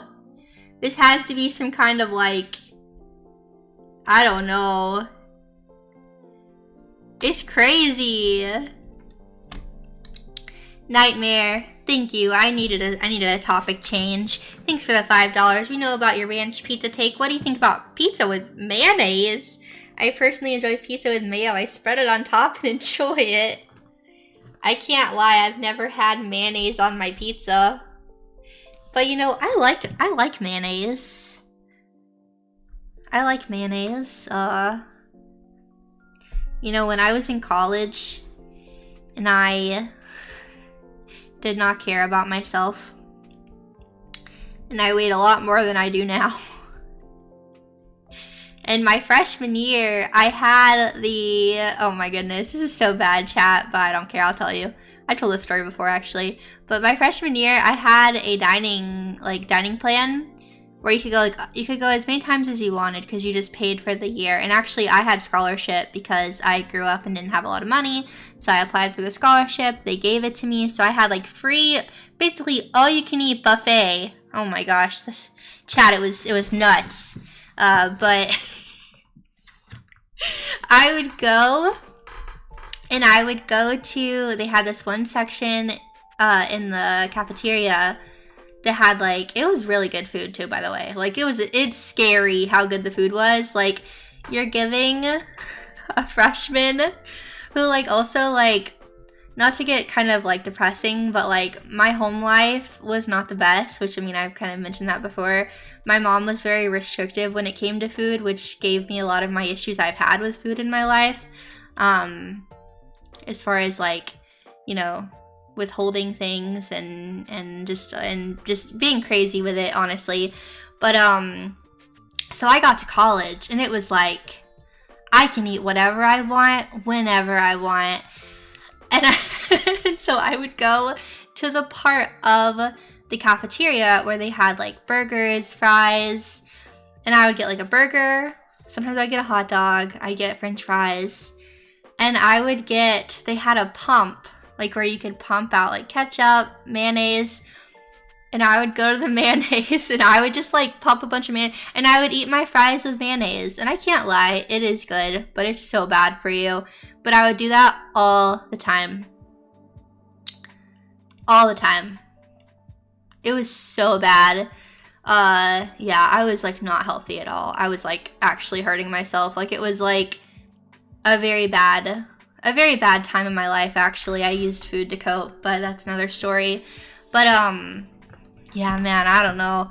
That I never had mayonnaise on pizza though. I can't say I've ever did that before. Although I have had like homemade ranch made with mayonnaise, which is pretty good. So in that regard, I guess I have had it probably if it's like homemade with mayonnaise, but I'm not sure. Of course, I eat healthy as I can. I hate all those government regulated oils like palm oil, sunflower oil, vegetable oil. I'll stick to olive oil. They used it in the Old Testament. I will say every time I use olive oil, I feel like it reminds me of the Bible. I don't know if that's silly, but it does. It reminds me of the Bible when I use olive oil. Especially when you get that the really good quality olive oil. How about Pop-Tarts with mayonnaise? That just sounds disgusting. Ugh. Because it is in the Bible. Well, I know that. I'm just saying. Ranch on pizza is a better option than mayonnaise. Well, I would agree. I mean, like I said, I've never had mayonnaise with it, but I know I like pizza and ranch. I had that just the other day. Me and Rev, when we went bowling and we got pizza after. That was really good pizza. It was from like a local place. And they had really good like homemade ranch. Probably made with mayonnaise. Mayo on pizza sounds like a sin. It definitely sounds interesting. Guys, me and Rev are going to the movies. I convinced him. He's taking me to see Hoppers. So I'll be able to let you guys know. I'll let you know. Because apparently that's a very controversial movie right now. There's a lot of controversy surrounding the Hoppers movie. Will I review it? Maybe I will. Maybe I'll give it a good review. I mean, I talked about it on stream the other day, but obviously I had not seen it yet. I had just seen the trailer. But I want to watch it, and I want to like it, and I think I'm gonna like it because I can just tell. Like, usually if I like a trailer, I like the movie. But I think a lot of people are going to be like, are gonna be like, oh, Hoppers is bad because there's a political agenda in the movie. Which, like, again, I haven't seen the whole movie, so, like, I don't know how much of this supposed agenda has been pushed. But, I really feel like it's just because the girl wants to, like, save the animals and, like, save, like, because they're gonna put some kind of bridge or something over the area, or, like, a bypass or something, and she, like, wants them to not be able to do it, and so it's, like, a politician guy, and because she wants to, like, save the beavers that are, like, living in that area or something. I don't know. I'm like, dang, you know what? If the worst politics are about saving the dadgum beavers, if we can keep all the other stuff out of our movies, you know, I saw someone actually complaining on Twitter that there were no LGBT themes in this movie about beavers, about talking animals.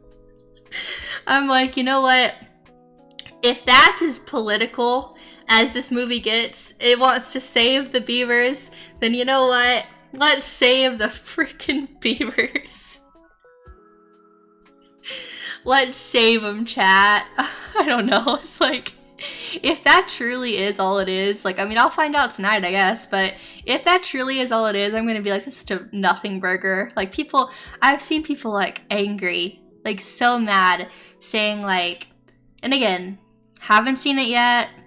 I might be just completely blindsided, but, like, seeing people say, like, kids soak things up like sponges, which is true. Like, yeah, kids do soak things up like sponges. And, you know, it is important to make sure kids aren't watching anything crazy. But it's like, it's a movie about talking animals and beavers. And and I don't know. Conserving creation is a duty of man. God gave it to Adam to be a steward of creation. Yes, like, what's so wrong? Also, like, I don't know. I'm not the most, like, eco girl. Like, I probably should, like, recycle and stuff. I don't recycle. I use paper plates a lot. Everyone bullies me for my paper plates. and my my plastic utensils sometimes. So like, maybe I'm not like the person to speak about it. However, like if someone does do those things, like I'm like, cool. You know, that's good. Someone needs to. I probably should. I probably should, but it's just like, I don't know. But like when it comes to like, I don't know, caring about the environment, like if someone's really passionate about that, like, okay, I don't think that's a bad thing. Like, yeah, you might find them kind of annoying sometimes, and like, I don't want paper straws because they like taste bad and make my drink taste weird. But like, if you just like want to like save the beavers, like, I don't know, I can't be like upset about it. Like, don't say you use paper straw. No, I actually didn't even see chat before I just said that. That's so funny. No, man, I hate paper straws. I'm not gonna lie. It's like the bane of my existence. They just disintegrate into your drink and they taste so nasty. But yeah, man, if someone really loves animals and they care about the animals, they want to save like some group of animals from like going extinct or something, or being pushed out of their habitat, I don't know, is that really such a bad thing? Like, you might disagree with them, or you might think they're kind of annoying, or maybe you don't care all that much, but like, is it really the worst thing ever that they just care about animals? Like, I don't know. Because they don't want you to build your like skyscraper mall or something at the local, like, the habitat where the beavers live. You know what I mean? Just like, I do my part. I don't like these windmills that are destroying the environment and hurting, killing birds and whales. I will be honest and say I'm not super like educated on that stuff. I'm not really aware of that, honestly.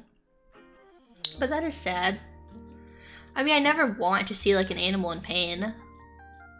Like, guys, I'm not vegan.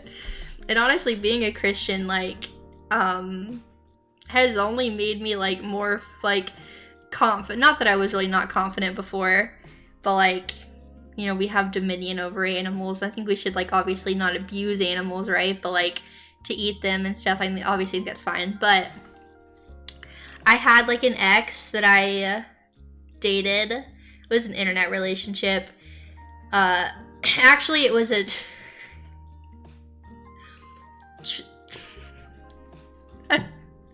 I don't know if I should say this. I don't know if I'm gonna get in trouble. I was a freshman in college, and they were female to male, transgender actually, and they convinced me to become vegan. I was vegan for like 8 months or something. They were like, you can do that. And then by the end of it, like when their relationship was like going south, and I was like hiding, eating meat. I was like eating meat in secret. Like I was like, cause all my friends knew like I was vegan. And it's so awkward to like, everyone thinks you're vegan, and then all of a sudden you're like, oh, I'm not gonna do that anymore. Even though like my friends were not vegan themselves, like, so really I guess they probably wouldn't have actually cared. Like they didn't care, but like it's just like embarrassing because it's like you're giving up on something, I guess. But I was like afraid for my friends to see me eat meat, so I literally like hid. Like I would go to the dining hall by myself and like, I don't know, have a chicken sandwich or something, have some chicken nuggets, because I was like, my friends can't know. And then eventually I was like, this is stupid. I'm just gonna be honest about it. And then my friends were literally like, yeah, meat is good. Like, okay. And I was like, why was I so scared? Like, my friends weren't even vegan. Like, why was I afraid they were going to judge me for like not being vegan anymore?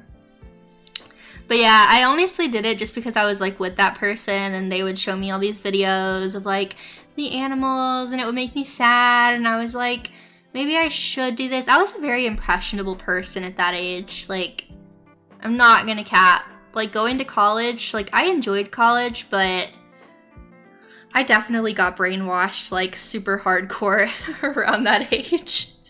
I was just so impressionable. And like I just wanted to be a good person so bad. Like I wanted to do good. I wanted to be good. Like, and I just ate up every single thing that was like handed to me.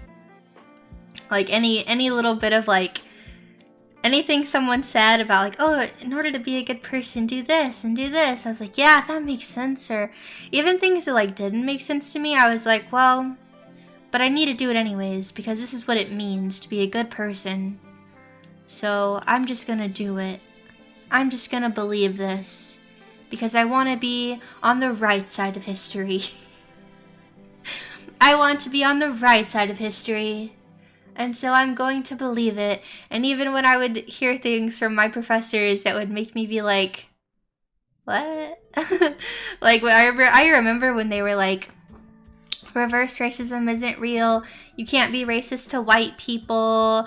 Talking about like white fragility. We read a book. I think the book was called White Fragility, right? That's a book, right? Yep. I read White Fragility in my education class, and I was like, that's me, a fragile white person, unable to exist in the world and be a good person, and I need to not cry because if I cry I'm taking away from someone else, and how dare I? It's actually crazy though, chat. Like literally they were like, I remember there was a book called like Unpacking the, I think it was Invisible Knapsack. Yeah. White Privilege, Unpacking the Invisible Knapsack.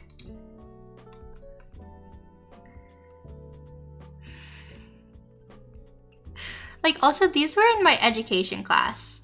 Like these were, like I did take a women's studies class. I talked about that before. That class was like a hoot in and of itself, but like these were like my major classes, like for becoming a teacher. Like these were like just in my regular like how to be an educator class, like education, you know, 1102 or something. You know what I mean? Like these were the books we had to read to be a teacher. And it's just kind of wild looking back. And I remember reading things sometimes and I was like, I don't know if I agree with that. And I remember, I think I did push back one time about something that I read, and like, I felt so stupid. My professor made me feel so dumb, and everyone in my class was just kind of looking at me like, girl, what? And then I was just like, okay, I'll never say anything ever again. But, yeah, kind of crazy. I've came so far. I've came so far, chat. Unironically though I have, but also I'm really happy that I've been able to like, how do I say this?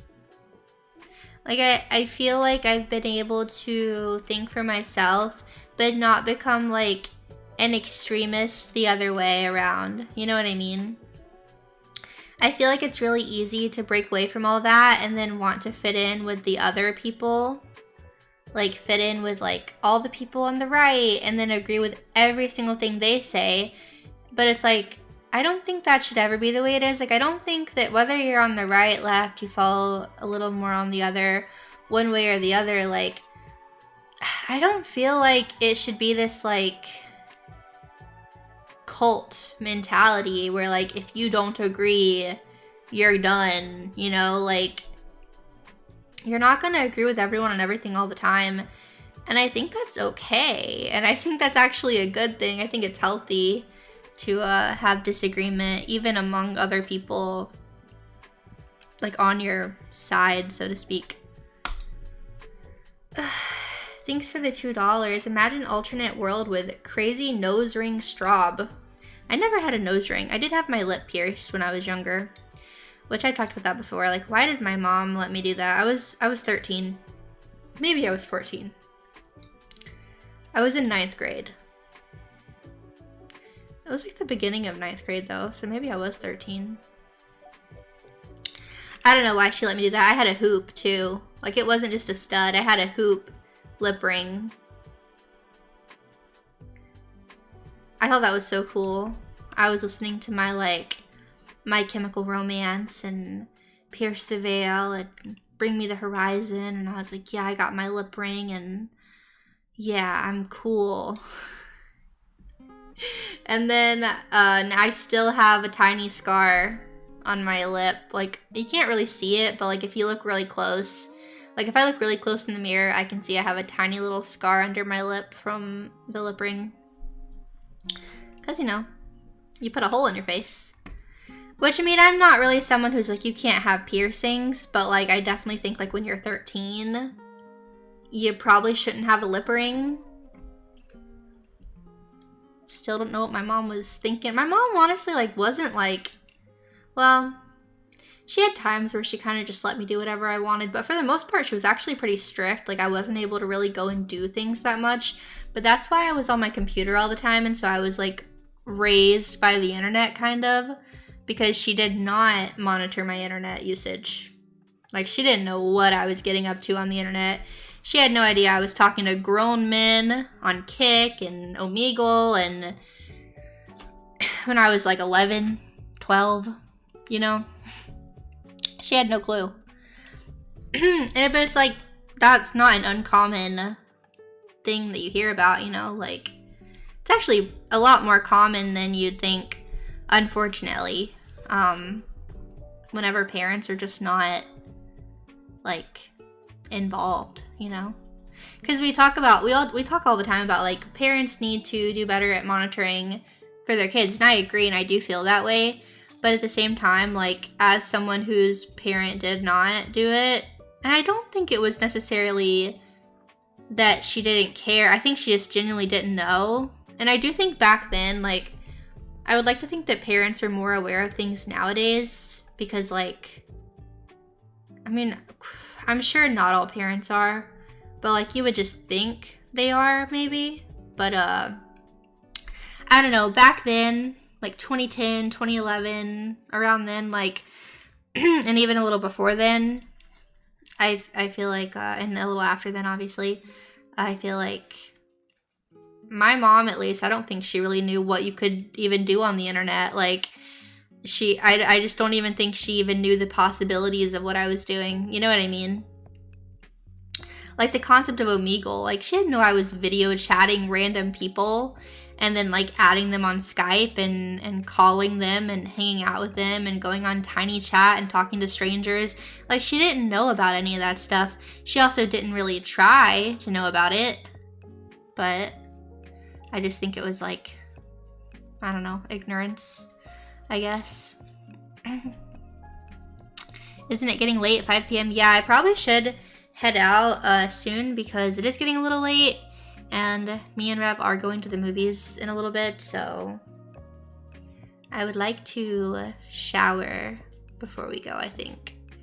And also, yeah, we're gonna, yeah, I know Rim New York was trying to remind me about groceries. Yes, I think we'll grab some on the way home from the movies, possibly. What movie are we seeing? We're seeing Hoppers.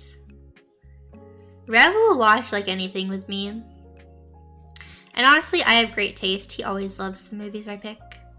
It actually is true, though. Like, he never... Like, he honestly, it's kind of cute that he enjoys watching anything with me. Like, the other night, we were in bed, and I told him, I was like... Because a lot of times we'll watch things that are very, like, intense. I really like, like, I like movies and TV shows that are intense, like thrillers. We watched one the other night that was like a war movie. And it was like really intense. Like, they were going off to war and they were like aliens and they were having to like run for their lives.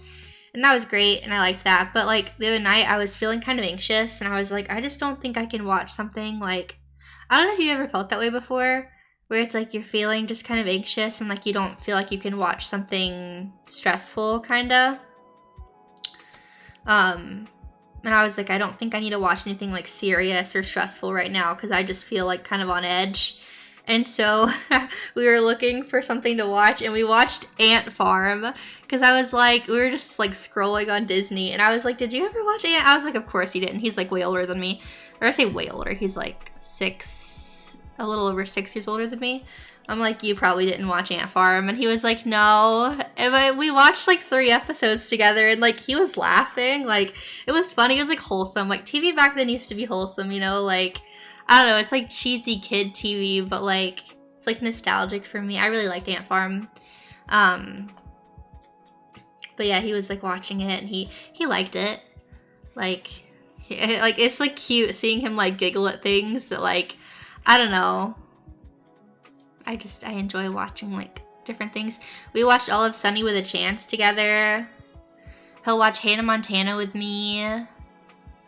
We've watched a lot of oh, I can't think of the name of it. The twins with the London Tipton and the Sweet Life of Zack and Cody. We've watched a lot of Sweet Life. We've watched like all of Sweet Life of Zack and Cody, and we watched Sweet Life on Deck together. Yeah, I like watching older shows like that. But a lot of those things he never even watched himself because he is a little older than me. Yeah, we've seen Camp Rock. We've watched all the High School Musical movies. Oh yeah, this is what marriage is, chat. If you're not married yet, just get ready to lock in. Well, if you get married to like a Gen Z girl, I guess. Yes. I wasn't a huge Jonas Brothers fan. Like, I wasn't like obsessed with them, but I did like them. Aw, you guys are sweet. But yeah, I do think I'm gonna run because we are gonna leave like in probably an hour or so. But yeah, thank you guys for streaming today. It was really nice. I had a good time. I hope you guys have a great rest of your day. Take care of yourselves. I did like Big Time Rush. Stop making me want to talk to you more. I gotta go. I did like Big Time Rush. Oh. Make it count, play it straight, don't look back, don't head. I love that. Okay. Anyways, I hope you have a great day. Take care of yourselves. I won't be streaming tomorrow. And I actually won't be in the Discord for tomorrow's Bible study, unfortunately. I have some like family stuff I'm doing. So yeah, but the Bible study is still happening. So if you want to join the Bible study tomorrow, 2 p.m. EST in the Discord, it is happening. I just won't be there. I'll be there next week. But I will be live Thursday. We're supposed to talk about my thoughts of Trent Horn's book and questions I have still about Catholicism. So that should be an interesting stream. And yeah, so I guess I'll see you guys later in the Discord, on Twitter, if you want to follow me on Twitter. Also, last chance to buy a keychain. It's linked in chat. Ooh, market. There's like 2 days left, but I'm not streaming tomorrow. So it's like the last day on stream that I'm going to be promoting it. So make sure you get one if you want one. That's it. That's all I got for you. Have a great rest of your day.